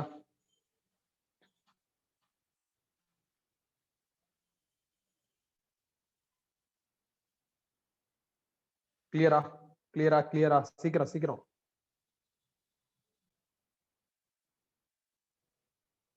ஓகே. chat to everyone அப்படின்னு ஒரு ஆப்ஷன் இருக்கும். அந்த சாட் பண்ணுங்க. chat to everyone அப்படிங்கிற சாட் பண்ணுங்க. ஸ்பெசிஃபிக்கா பண்ணவனா chat to everyone பண்ணுங்க. சில நேரத்துல ஸ்பெசிஃபிக்கா பண்ணா எனக்கு வர மாட்டேங்குது, ரொம்ப லேட் ஆகுது. ஸோ chat to everyone பண்ணுங்க. ஸோ கிளியர்னி ஆல்மோஸ்ட் எல்லாம் சொல்லியிருக்கீங்க. நம்ம அடுத்து மூவ் பண்ணலாம். ஸோ அடுத்த செக்மெண்ட் என்ன அப்படின்னா லாங்கிடியூடினல் வேவ். இந்த லாங்கிடியூடினல் வேவுக்கு நல்ல எக்ஸாம்பிள் என்னன்னா சவுண்ட். சில பேருக்கு சந்தேகம் வரும், நீங்க என்ன லாங்கிடியூடினல் வேவுக்கு சவுண்டே எக்ஸாம்பிளா எடுக்கிறீங்க, ஏன் வேற எக்ஸாம்பிள் எடுக்க கூடாதா? டிரான்ஸ்வர்ஸ் வேவ்னா ஸ்ட்ரெச்டு ஸ்ட்ரிங் எடுக்கிறீங்களே, வேற எக்ஸாம்பிள் எடுக்க கூடாதா அப்படிங்கிற டவுட் வரும். வேற எக்ஸாம்பிள் எடுக்கலாம், அதை வச்சும் படிக்கலாம். ஆனா எந்த எக்ஸாம்பிள் நம்ம சிலபஸ்ல ரொம்ப தூரம் டிராவல் ஆகுதோ, ரொம்ப தூரம் பெனிட்ரேட் ஆகி போகுதோ, நான் அந்த எக்ஸாம்பிள் எடுத்திருக்கேன். எந்த எக்ஸாம்பிள வச்சு நம்மளுக்கு சிலபஸ் ஃப்ரேம் பண்ணிருக்காங்களோ அந்த எக்ஸாம்பிள வச்சே நான் பிகினிங் இன்ட்ரோவே சொல்ல ஆரம்பிச்சிட்டேன். அது கன்வீனியன்ட்டா இருக்கும்ல. நம்ம தேவையில்லாத ஒரு எக்ஸாம்பிள் இங்க படிச்சுட்டு ஃபியூச்சர்ல போய் வேற ஒண்ணு கலெக்ட் பண்றதுக்கு பதில் நம்ம இங்க இருந்தே எது ரெக்வயர்டோ அதை படிச்சுக்கிட்டே போயிடலாங்கிற பிளான் தான். அதனால லாங்கிடியூடினல் வேவுக்கு நம்ம சிலபஸ் படி நம்மளுக்கு சவுண்ட் இம்பார்ட்டன்டான டைட்டிலா இருக்கிறதுனால நான் சவுண்ட் எக்ஸாம்பிளா ட்ரீட் பண்ணிருக்கேன். இப்ப இந்த சவுண்ட் எப்படி ப்ராபகேட் ஆகுது? இப்ப நான் பேசுறப்ப சவுண்ட் வருது. நீ ஆன்லைன் கிளாஸ்ங்கிறத மறந்துட்டு இந்த ஆஸ்பெக்ட மட்டும் ஆஃப்லைன் கிளாஸ் மாதிரி இமேஜின் பண்ணா, நீங்க எல்லாரும் என் முன்னாடி உட்கார்ந்துருக்கீங்க, நான் பேசுற சவுண்ட் வருது. அந்த சவுண்ட் வேவ் என்ன பண்ணும் அப்படின்னா இங்க இருக்கிற ஏர் பார்ட்டிகல்ஸ்ல வந்து ஆக்குபை ஆகும். உடனே அந்த ஏர் பார்ட்டிகல் கம்ப்ரஸ் ஆயிடும். இந்த ஏர் பார்ட்டிகல் சவுண்ட கீப் அப் பண்ணிருக்கு. இப்ப அந்த ஏர் பார்ட்டிகல் என்ன பண்ணணும் அப்படின்னா அப்படியே ஜம்ப் பண்ணி பக்கத்து பார்ட்டிகல் கொடுத்துட்டு திருப்பி பழைய இடத்துக்கே வந்து எக்ஸ்பேண்ட் ஆயிரும். இந்த பக்கத்து பார்ட்டிகல்ஸ் என்ன பண்ணும் அப்படின்னா சவுண்ட வாங்கினதுனால கம்ப்ரஸ் ஆயிரும். இப்ப இது என்ன பண்ணும் அப்படின்னா இங்க இருந்து ஜம்ப் பண்ணி பக்கத்து பார்ட்டிகல் கொடுத்துட்டு ஒரிஜினல் பிளேஸ்க்கு வந்துட்டு எக்ஸ்பேண்ட் ஆயிரும். அந்த பக்கத்து பார்ட்டிகல் கம்ப்ரஸ் ஆயிரும். அப்ப சவுண்ட் இப்படி டிராவல் ஆகுது. இந்த சவுண்ட் டிராவல் ஆகுறதுக்கு இப்ப ஏர் பார்ட்டிகல் சப்போர்ட் பண்ணுது. அந்த பார்ட்டிகல் ஃப்ரண்ட் அண்ட் பேக் என்ன ஆகுதுன்னா போயிட்டு போயிட்டு வருது. பார்ட்டிகல் ஃப்ரண்ட் அண்ட் பேக் போயிட்டு போயிட்டு வரப்ப சவுண்ட் இந்த டைரக்ஷன்ல டிராவல் ஆகுது. இப்படி டிராவல் ஆகுற சவுண்ட் அது பாட்டு டிராவல் ஆகி போயிட்டே இருக்கும். அதுல எனர்ஜி லாஸ் வர்ற வரையும் அது பாட்டு டிராவல் ஆகி போயிட்டே இருக்கும். இப்படி போயிட்டே இருக்கிறப்ப கேட்கிற எபிலிட்டி இருக்கிற சென்சார்ஸ், நம்ம காது மாதிரி ஏதாவது சென்சார்ஸ் இருந்ததுன்னா அந்த சென்சார்ஸ் வழியா அது டிராவல் ஆகுறப்ப, அந்த சென்சார்ஸை கிராஸ் பண்றப்ப அந்த சவுண்டுங்கிற ஆடியோ அந்த சென்சார் மூலியமா ரெஜிஸ்டர் ஆகும். அப்ப நான் பேசின சவுண்டு இங்க இருக்கிற ஏர் பார்ட்டிகல்ஸ்ல ஆக்குபை ஆகி இந்த ஏர் பார்ட்டிகல் சவுண்டை கலெக்ட் பண்ணிக்கிட்டு இதுவே டிராவல் ஆகி வந்து உன் காதுல போட்டுட்டு போகாது. ஏர் பார்ட்டிகல் அது இடத்த விட்டு நவுறதுக்கு விரும்பாது. அப்ப என்ன ஆகும், நான் பேசுனது இங்க வந்து உட்காந்துக்கும், கம்ப்ரஸ் ஆயிரும். ஸோ இந்த பார்ட்டிகல் கம்ப்ரஸ் ஆயிருச்சுன்னா இந்த இடத்துல ரீட்டைன் ஆகாது, போய் கொடுத்துட்டு வந்து ஃப்ரீ ஆயிரும், எக்ஸ்பேண்ட் ஆயிரும். ஸோ உடனே என்ன ஆகுதுன்னா அந்த பார்ட்டிகல் சவுண்டை வாங்கிக்கிட்டு கம்ப்ரஸ் ஆகுது, அது போய் அடுத்த ஆளுக்கு கொடுத்துட்டு இங்க வந்துட்டு எக்ஸ்பேண்ட் ஆயிரும், அது கம்ப்ரஸ் ஆயிருது. இப்படியே டிராவல் ஆகும். எவ்வளவு தூரம் டிராவல் ஆகும்? நான் பேசின சவுண்டுக்குன்னு ஒரு எனர்ஜி இருக்கும், அந்த எனர்ஜி 0 வர வரையும் டிராவல் ஆகும். ஸோ இப்படி டிராவல் ஆகி போயிட்டே இருக்கிறப்ப ஹியர் பண்ற எபிலிட்டி இருந்ததுன்னா அந்த சவுண்ட் உங்களுக்கு வந்து ஆடியோவா கன்வெர்ட் ஆகி கேட்கும். இப்படிதான் சவுண்ட் டிராவல் ஆகுது. ஸோ இதுல சவுண்ட் வந்து என்ன ஆகுதுன்னா இப்படி டிராவல் ஆகுது. சவுண்ட் வந்து என்ன ஆகுது அப்படின்னா இப்படி டிராவல் ஆகுது, இந்த டைரக்ஷன்ல டிராவல் ஆகுது. பார்ட்டிகல் இப்படி வைப்ரேட் ஆகுது. அப்ப பார்ட்டிகலும் இந்த ஆக்சிஸ்ல தான் வைப்ரேட் ஆகுது, சவுண்டும் இந்த ஆக்சிஸ்ல தான் டிராவல் ஆகுது. அதனால சவுண்டுங்கிற வேவ் மோஷனும் அந்த வேவ் டிராவல் ஆகுறதுக்கான பார்ட்டிகல் சப்போர்ட்டும், வேவ் மோஷனும் பார்ட்டிகளோட சப்போர்ட்டும் எப்படி இருக்கு அப்படின்னா பேரலா இருக்கு. ஏன்னா ரெண்டு ஒரே ஆக்சிஸ்ல தான் வருது, அதனால பேரலா இருக்கு அப்படின்னு எழுதியிருக்கேன். பார்ட்டிகல் வந்து சப்போர்ட் வந்து பார்ட்டிகல் வைப்ரேட் ஆகுதுன்னு அர்த்தம். பார்ட்டிகல் வைப்ரேட் ஆகுறது வந்து சிம்பிள் ஹார்மோனிக் மோஷன். இதான்ப்பா லாங்கிடியூடினல் வேவுக்கான டெஃபினிஷன். இத மட்டும் நம்ம படிச்சா புரியாதுங்கிறதுனால சவுண்ட பேஸா வச்சுக்கிட்டு இந்த டெஃபினிஷனை நாம என்ன பண்ணிக்கிறோம்னா புரிஞ்சுக்கிறோம். ஸோ இதுல நம்ம இந்த எக்ஸ்பிளனேஷன் பாக்குறப்ப என்ன மாதிரியான டேர்ம்ஸ் இதுல வருதுன்னா கம்ப்ரஷனும் எக்ஸ்பான்ஷனும் வருது. அதனால சவுண்ட்ல எனக்கு என்ன ஆகும்னா கம்ப்ரஷனும் எக்ஸ்பான்ஷனும் ரிப்பீட் ஆகும். இந்த எக்ஸ்பான்ஷனுக்கு இன்னொரு பேர் ரேரிஃப்ராக்ஷன். அப்புறம் ஒரு சவுண்ட் வேவ் எவ்வளவு டிஸ்டன்ஸா கவர் பண்ணுதோ அதை வேவ் லென்த்னு சொல்லலாம். ஒரு சவுண்ட் வேவ் ஜெனரேட் ஆகுறதுக்கு எவ்வளவு டைம் ஆகுதோ அதுக்கு பேர் டைம் பீரியட். ஒரு செகண்ட்ல எத்தனை வேவ் ஜெனரேட் ஆகுதோ அதுக்கு பேர் என்ன அப்படின்னா ஃப்ரீக்வன்சி. இப்படி ஜெனரேட் ஆன சவுண்ட் டிராவல் ஆகும், அதுக்கான ஸ்பீட் என்ன அப்படின்னா அதை டிராவல் ஆகிற அந்த சவுண்டோட ஸ்பீடை கால்குலேட் பண்றதுக்கான fundamental formula distance by time. நான் ஒன் வேவ்னு சொன்னா ஒன் வேவ் கவர் பண்ற டிஸ்டன்ஸ் போடணும், which is wavelength. One wave generate ஆகிறதுக்கான டைம் பீரியட் டி. 1/t பதில் ஃப்ரீக்வன்சின்னு மாத்திக்கலாம். நான் ஏற்கனவே சொன்னதுதான். என்ன சொன்னேன்? Wave length, time period, frequency, speed of wave, இது எல்லாமே காமன் ஃபார் எனி வேவ். அதனாலதான் நான் திருப்பி திருப்பி டெஃபினிஷன்லாம் எழுதாம டேர்ம்ஸ் மட்டும் எழுதியிருக்கேன். இது வந்து applicable for any wave. Mechanical, electromagnetic, matter wave, வேற ஏதாவது ஃபியூச்சர்ல வேவ்னு ஒண்ணு கண்டுபிடிச்சாங்கன்னா அதுக்கும் இது அப்ளிகபிள் தான். இப்ப என்ன அப்படின்னா இந்த சவுண்ட் வேவ் என்ன ஆகுதுன்னா பார்ட்டிகளோட சப்போர்ட்டுக்கு பேரலா டிராவல் ஆகி போகுது. ஆனா அந்த வேவோட லுக் எப்படி இருக்குங்கிற அந்த இமேஜினேஷன் நம்மளுக்கு வரல. நீங்க யோசிச்சு பாருங்களேன், ஸ்ட்ரெச்டு ஸ்ட்ரிங்ல என்னாச்சு? ஸ்ட்ரிங் அட்டாச் பண்ணிட்டு இன்னொரு ரெண்டா கையில பிடிச்சிட்டு இப்படி வைப்ரேட் பண்றப்ப வேவ் இப்படி இருக்கும் அப்படிங்கிற அந்த ஃபீல் நம்மளுக்கு வருது. ஆனா அதே மாதிரி சவுண்ட் எனக்கு என்ன ஆகுதுன்னா இங்க நான் பேசின உடனே பார்ட்டிகல்ல வந்து ஆக்குப்பை ஆகி பார்ட்டிகல் கம்ப்ரஸ் ஆகி, கம்ப்ரஸ் ஆன பார்ட்டிகல் அங்க போய் சவுண்டை கொடுத்துட்டு இங்க வந்ததுக்கு அப்புறம் எக்ஸ்பேண்ட் ஆகி அந்த பார்ட்டிகல் கம்ப்ரஸ் ஆகி இப்படி சவுண்ட் டிராவல் ஆகுது. இப்படி டிராவல் ஆகுற சவுண்ட் வேவோட அப்பியரன்ஸ் எப்படி இருக்கும் அப்படின்னு நம்மளுக்கு தெரியல. நம்மளுக்குன்னு இல்ல, யாருக்குமே தெரியல ஒழுங்கா கிளியரா அதோட அப்பியரன்ஸ் எப்படி இருக்கும் அப்படிங்கிறது தெரியல. அப்ப என்ன பண்றது? நான் என்ன பண்றேன்னா, நானா, இது புக்ல கிடையாது, நானா என்ன பண்றேன் அப்படின்னா இந்த டிரான்ஸ்வர்ஸ் வேவோட அப்பியரன்ஸ் இருக்குல்ல, இப்படி வளைஞ்சு வளைஞ்சு போகுதுல்ல, அந்த அப்பியரன்ஸை நான் சவுண்டுக்கு ஃபாலோ பண்ணிக்கிறேன். ஆக்சுவலா இந்த மாதிரி பண்ணக்கூடாதுப்பா. ஆனா ஃபியூச்சர் டாபிக்ஸ் இதெல்லாம் இந்த மாதிரி தான் பண்ணியிருப்பாங்க. நான் அதனால மைண்ட்ல வச்சுக்கிட்டு சவுண்ட் வேவோட அப்பியரன்ஸ் இப்படி இருக்கிற மாதிரி என்ன பண்ணிக்கிறேன் அப்படின்னா ஃபீல் பண்ணிக்கிறேன். இல்லைன்னா சில ப்ராப்ளம்ஸ் நியூமரிக்ஸ்லாம் சால்வ் பண்றது நம்மளுக்கு டஃப் ஆயிடும். ஸோ அது ஆகக்கூடாது, அது ஈஸியா இருக்கணுங்கிறதுனால நான் என்ன பண்ணிருக்கேன் அப்படின்னா இந்த மாதிரி என்ன பண்ணிருக்கேன் அப்படின்னா டிரான்ஸ்வர்ஸ் வேவோட டயக்ராம அப்படியே சவுண்டுக்கு யூஸ் பண்ணிக்கிறேன். அங்க இதை கிரஸ்ட்னு சொல்லுவோம், இங்க கம்ப்ரஷன் சொல்லணும். இதை ட்ரஃப்னு சொல்லுவோம், அதை எக்ஸ்பான்ஷன் சொல்லுவோம். இது லாஜிக்கலாவும் டெக்னிக்கலாவும் கரெக்ட் கிடையாது. ஆனா ப்ராப்ளம் சால்வ் பண்றதுக்கும் ஃபியூச்சர்ல இருக்கிற சில தியரிஸ் புரியறதுக்கும் இது சப்போர்ட் பண்ணும். அதனால இதை வரைஞ்சுக்கிறதுல ஒன்றும் தப்பு கிடையாது. மோஸ்ட் ஆஃப் தி புக்ஸ்ல இதை தான் வரைஞ்சிருப்பாங்க. ஃபியூச்சர் ரெஃபரன்ஸ்ல சவுண்டோட லுக் இப்படிதான் இருக்கும் அப்படின்னு வரைஞ்சிருப்பாங்க. இதுல ஒரு கம்ப்ரஷனுக்கும் அடுத்த கன்சிக்யூட்டிவ் கம்ப்ரஷனுக்கும் நடுவுல இருக்கிற கேப் வேவ் லென்த், ஒரு எக்ஸ்பான்ஷனுக்கும் கன்சிக்யூட்டிவ் எக்ஸ்பான்ஷனுக்கும் நடுவுல இருக்கிற கேப்பை வேவ் லென்த்னு சொல்லலாம். இந்த கம்ப்ரஷன் எக்ஸ்பான்ஷன்ங்கிற இந்த வார்த்தைகள் பிளஸ் இந்த பாயிண்ட் பெருசா ப்ராப்ளம்ல பிளே பண்ணாது. இந்த மாதிரி லாஜிக்ஸ் தான் ப்ராப்ளம்ல பிளே பண்ணும். டெஃபினிஷன் ரொம்ப இம்பார்ட்டன்ட். சில multiple choice question match the following மாதிரி கொடுத்துருவாங்க. அப்ப இந்த மாதிரி வேவோட இன்ட்ரோவை வச்சு என்ன பண்ணலாம்னா ஒரு மேட்ச் தி ஃபாலோவிங் கிரியேட் பண்ணலாம். யார் எந்த வேவ் எப்படி டிராவல் பண்றாங்க, யாருக்கு மீடியம் வேணும், யாருக்கு தேவையில்லை அப்படின்னு. இதுலயே பாத்தீங்கன்னா சவுண்ட் வந்து வேக்கம்ல டிராவல் ஆகாது, மீடியம் இருக்கணும். அப்பதான் பார்ட்டிகல் இருக்கும். பார்ட்டிகல் இருந்தாதான் டிராவல் ஆகும். எல்லா மீடியம்லயும் சவுண்ட் டிராவல் ஆகும், வேக்கம்ல கண்டிப்பா டிராவல் ஆகாது. வேக்கம்னா நம்ம லோக்கலா எம்டி ஸ்பேஸ்னு சொல்றோம். நம்ம மைண்ட் எல்லாம் எம்டி ஸ்பேஸ்னா எப்படி ஃபீல் பண்ணணும்னா எந்த பர்னிச்சர்ஸும் இருக்காது. பர்னிச்சர் இல்லை அப்படின்னா அது எம்டி ஸ்பேஸ் நினைச்சுக்கணும். அப்படி கிடையாது. அட்மாஸ்பியர் இல்லைன்னா அது எம்டி ஸ்பேஸ் பிசிக்ஸ்ல. அதுக்கு வேக்கம்னு பேரு. வேக்கம்ல சவுண்ட் என்ன ஆகாதுன்னா டிராவல் ஆகாது. இப்ப இதுல ஏதாவது டவுட் இருந்தா கேட்கலாம். ஸோ மெக்கானிக்கல் வேவ்ங்கிறது மீடியம் சப்போர்ட்ல டிராவல் ஆகிற வேவ். அதுல ரெண்டு வெரைட்டி, ஒன்னு டிரான்ஸ்வர்ஸ் வேவ், இன்னொன்னு லாங்கிடியூடினல் வேவ். டிரான்ஸ்வர்ஸ் வேவுக்கு ஸ்ட்ரெச்டு ஸ்ட்ரிங் அப்படிங்கிற எக்ஸாம்லையும், லாங்கிடியூடினல் வேவுக்கு சவுண்ட் அப்படிங்கிற எக்ஸாம்லையும் சூஸ் பண்ணியிருக்கேன்.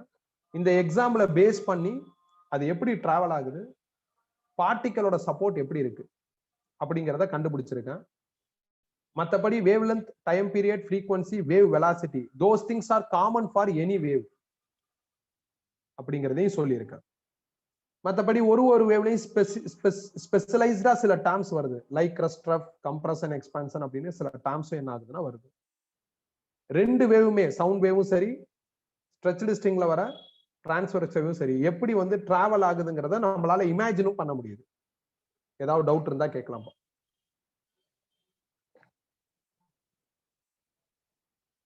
எழுத வேணாம், டவுட் இருந்தா கேட்கலாம்.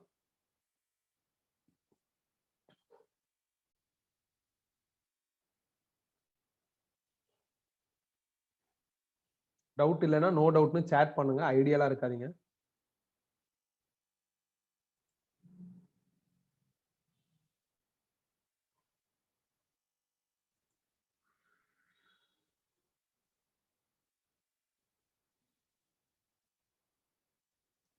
சரி, நோ டவுட்னு தான் சொல்றீங்க. நம்ம அடுத்த டாபிக் போயிடலாம். இப்ப பாருங்களேன், இந்த லாங்கிடியூடினல் வேவ்ல வேவ் மோஷனும் பார்ட்டிகல் சப்போர்ட்டும் பேரலா இருக்கு. பார்ட்டிகல் சப்போர்ட்ங்கிறது எஸ்கச்சம். டிரான்ஸ்வர்ஸ் வேவ்ல பாருங்களேன், வேவ் மோஷனும் பார்ட்டிகல் சப்போர்ட்டும் பர்பெண்டிகுலரா இருக்கு. பார்ட்டிகல் சப்போர்ட்ங்கிறது எஸ்கச்சம். அப்ப டிரான்ஸ்வர்ஸ் வேவ்லயும் சரி, லாங்கிடியூடினல் வேவ்லயும் சரி, பார்ட்டிகளோட சப்போர்ட், மீடியமோட சப்போர்ட் இம்பார்ட்டன்டா இருக்கு. அந்த மீடியம் எஸ்கச்சமா ஃபாலோ பண்ணுது. பார்ட்டிகல் வைப்ரேட் ஆகுதுன்னா அப் அண்ட் டவுனோ ஃப்ரண்ட் அண்ட் பேக்கோ மூவ் ஆகுதுன்னு அர்த்தம்.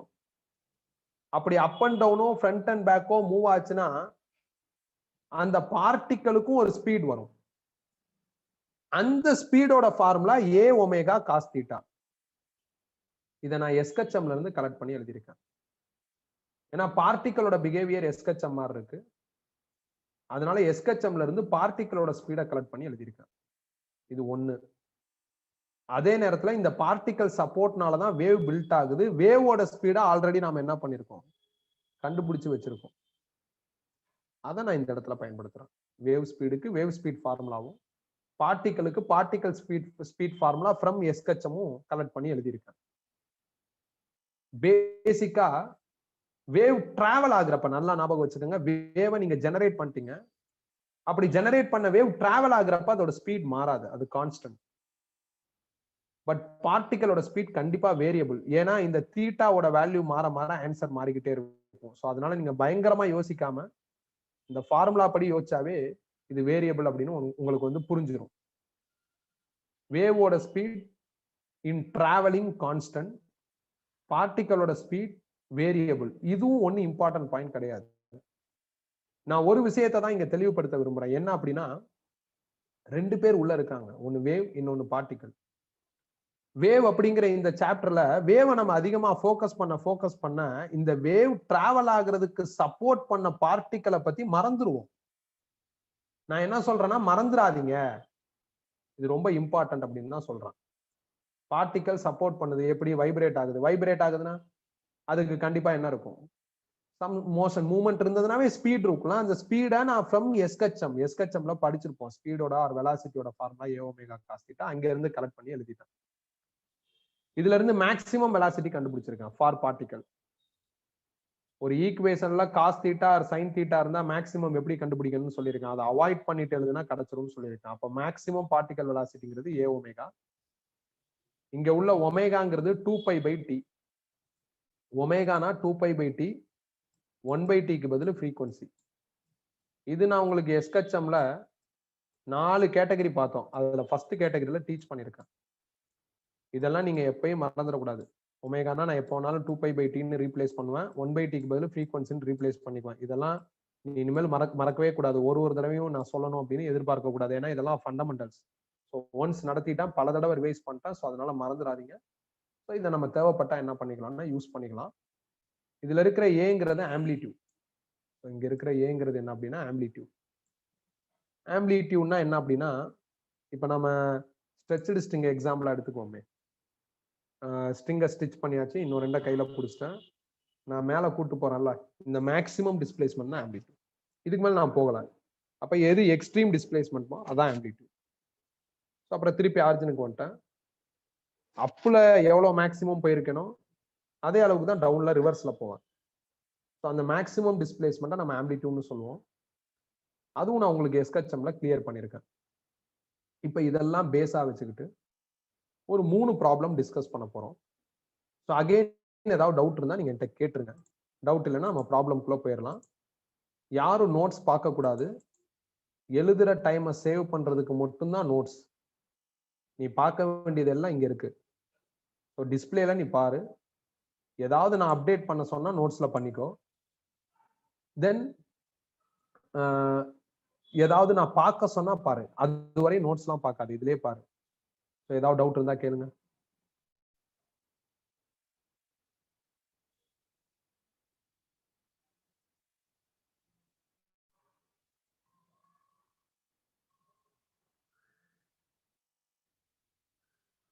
ஏதாவது டவுட் இருக்கா?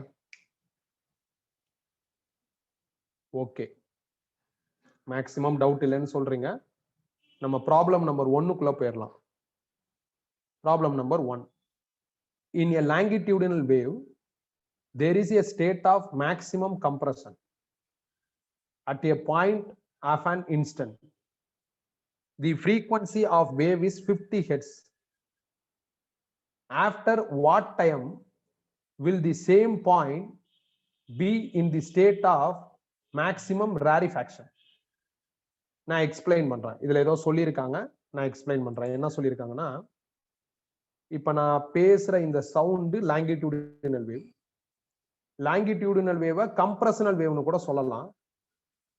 நான் பேசின உடனே இந்த சவுண்ட் எல்லாம் என்ன பண்ணுது அப்படின்னா, இங்க இருக்கிற பார்ட்டிக்கல்ல வந்து உட்கார்றதுனால பார்ட்டிக்கல் கம்ப்ரஸ் ஆயிடுச்சு. இதான் ஸ்டார்டிங். அப்படிதான் இந்த கொஸ்டின்லயும் சொல்லியிருக்காங்க. A longitudinal wave starts in the state of compression சொல்லியிருக்காங்க. கம்ப்ரஷன்ல இருந்து ஆரம்பிக்குது பாருங்க. State of maximum compression at a point of an instant. So longitudinal wave compression அப்படிங்கிற அந்த இடத்துல இருந்து ஆரம்பிக்குது. ஸோ லாங்கிடியூடினல் வேவுக்கு நல்ல எக்ஸாம்பிள் சவுண்டு. நான் பேசுறேன். ஸோ சவுண்ட் எல்லாம் இங்க இருக்கிற பார்ட்டிக்கலை ஆக்குபை பண்றதுனால இந்த இடம் என்ன இருக்கு அப்படின்னா கம்ப்ரஸ் ஆகுது. இந்த இடம் வந்து கம்ப்ரஸ் ஆயிருச்சு. அப்புறம் இங்க இருக்கிற சவுண்ட் என்ன ஆகும்னா, இந்த பார்ட்டிக்கல் சப்போர்ட்டோட அந்த இடத்துக்கு போயிட்டு திருப்பி வர்றப்ப இது எக்ஸ்பேண்ட் ஆயிரும், அது கம்ப்ரஸ் ஆயிரும். அது எனக்கு இப்ப பிரச்சனை இல்லை. ஸோ பிகினிங் ஆஃப் வேவ் இந்த இடம் கம்ப்ரஸா இருந்தது, கம்ப்ரஷனா இருந்தது. இது போய் அங்க கொடுத்துட்டு இங்க வந்ததுக்கு அப்புறம் இது எக்ஸ்பேண்ட் ஆயிருது. ஸோ கம்ப்ரஷனா இருந்த இந்த பிளேஸ் எக்ஸ்பான்ஷனா மாறுறதுக்கு எவ்வளவு டைம் ஆகும்? இதுதான் இந்த கொஸ்டின்ல இருக்கிற ரெக்குவயர்மெண்ட். பாருங்க, திருப்பி நான் கொஸ்டின் காமிக்கிறேன். ஸோ பிகின் பண்றப்ப கம்ப்ரஷனா இருக்கு. அந்த வேவோட ஃப்ரீக்வன்சி கொடுத்துருக்காங்க. After what time will the same point be in the state of maximum expansion, that means maximum rarefaction. After what time, எவ்வளவு நேரம் கழிச்சு அதே பாயிண்ட் எக்ஸ்பான்ஷனா மாறுது அப்படின்னு கேட்கிறாங்க. இதை எப்படி கண்டுபிடிக்கிறது? கொஞ்சம் கஷ்டம் தான். ஈஸியான ப்ராப்ளம் தான். ஆனா ஒரு டைம் நம்ம பார்க்கலன்னா இதெல்லாம் கஷ்டமா இருக்கும். ஏன்னா லாங்கிடியூடினல் வேவ் ஆகிய சவுண்டுக்கு ஒரு ஆத்தென்டிகேட்டட் டயக்ராம் கிடையாது. நாம தான் புரியணுங்கிறதுக்காண்டி டயக்ராம் வரைஞ்சிருக்கோம். நாம வரைஞ்ச டயக்ராம் எப்படி இருக்கும் அப்படின்னா இப்படி இருக்கும். இந்த மாதிரி வரைஞ்சிருப்போம். ஸோ இதுல பாசிட்டிவ் மேக்சிமம் கம்ப்ரஷன் சொல்லியிருப்பேன், இதை கம்ப்ரஷன் சொல்லியிருப்பேன்.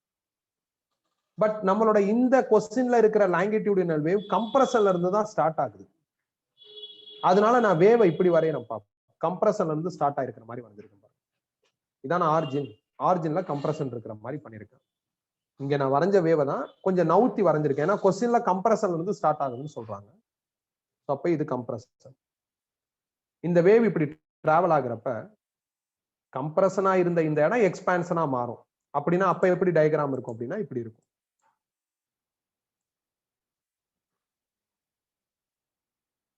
இந்த மாதிரி இருக்கும். இந்த இடம் இப்ப எக்ஸ்பான்ஷன். கம்ப்ரஷன் பாருங்க இங்கிட்டு போயிருச்சு. ஸோ கம்ப்ரஷனா இங்க இருக்கு. அந்த இடம் எக்ஸ்பான்ஷனா மாறுறதுக்கு எவ்வளவு டைம் ஆகும்? அப்ப இப்படி இருக்கிற டயக்ராம் இப்படி சேஞ்ச் ஆகுறதுக்கு எவ்வளவு டைம் ஆகும்? இதை தான் கண்டுபிடிக்க சொல்றாங்க. கொஞ்சம் 2 டயக்ராம் போட்டு இதை கண்டுபிடிக்கிறதுங்கிறது சம்டைம்ஸ் அன்ஈஸியா இருக்கும். அதனால நான் ஒரே டயக்ராம்ல வேலையை முடிக்க போறேன். இந்த கம்ப்ரஷன் எக்ஸ்பான்ஷனா மாறணும், அதுக்கு எவ்வளவு டைம் ஆகும்? கம்ப்ரஷன் எக்ஸ்பான்ஷனா மாறுறதுக்கான டைமும் நாம கம்ப்ரஷன்ல இருந்து எக்ஸ்பான்ஷன் நாமளா இப்படி டிராவல் பண்ணா அதுக்கு ஆகுற டைமும் ஈக்குவல். அதனால நீங்க 2 டயக்ராம் போட்டு குழப்பிக்காம கம்ப்ரஷன்ல இருந்து எக்ஸ்பான்ஷன் வர்றதுக்கு எவ்வளவு டைம் ஆகுது அப்படிங்கிறத இந்த கேப் வச்சே கண்டுபிடிச்சிடலாம். எப்படின்னா இது ஒரு கம்ப்ளீட் வேவ். ஒரு கம்ப்ளீட் வேவுக்கான டைம் வந்து கேபிட்டல் டி, டைம் பீரியட். நான் இங்க கட் பண்ணிருக்கேன் பாருங்க. அப்ப இது ஒரு ஹாஃப் வேவ், இது ஒரு ஹாஃப் வேவ். ஹாஃப் வேவுக்கான டைம் வந்து t/2. ஃபுல் வேவுக்கு டீனா ஹாஃப் வேவுக்கு t/2, இன்னொரு ஹாஃப் வேவுக்கு இன்னொரு t/2. இப்ப இங்க இருந்து இதுவரையும் பாருங்களேன், இந்த கேப் அது குவார்டர் வேவ். அதே மாதிரி இங்க இருந்து இங்க பாத்தீங்கன்னா அதுவும் குவார்டர் வேவ். குவார்டர் வேவுக்கான டைம் வந்து t/4. கம்ப்ரஷன்ல இருந்து எக்ஸ்பான்ஷன் ஆகிறதுக்கு 2 குவார்டர் வேவ், 2 t/4 டைம் ஆகுது. அப்ப டோட்டல் டைம் டேக்கன் வந்து t/4 plus t/4. t/4 plus t/4ங்கிறது t/2. 1/t frequency. அப்ப 1/2n எனக்கு ரிசல்ட் வருது. n-க்கு பதில் 15 கொஸ்டின்ல கொடுத்திருக்காங்க. சப்ஸ்டிட்யூட் பண்ணா ஆன்சர் வந்துடும். சில புக்ல எல்லாம் வந்து சொல்யூஷன்ல இது மட்டும் தான் கொடுத்திருப்பாங்க. இந்த மாதிரி ஸ்டெப்ஸ் எல்லாம் இருக்காது. இது கொடுத்து ஃபைனல் ஆன்சர் எழுதியிருப்பாங்க. இந்த டயக்ராமும் இருக்காது.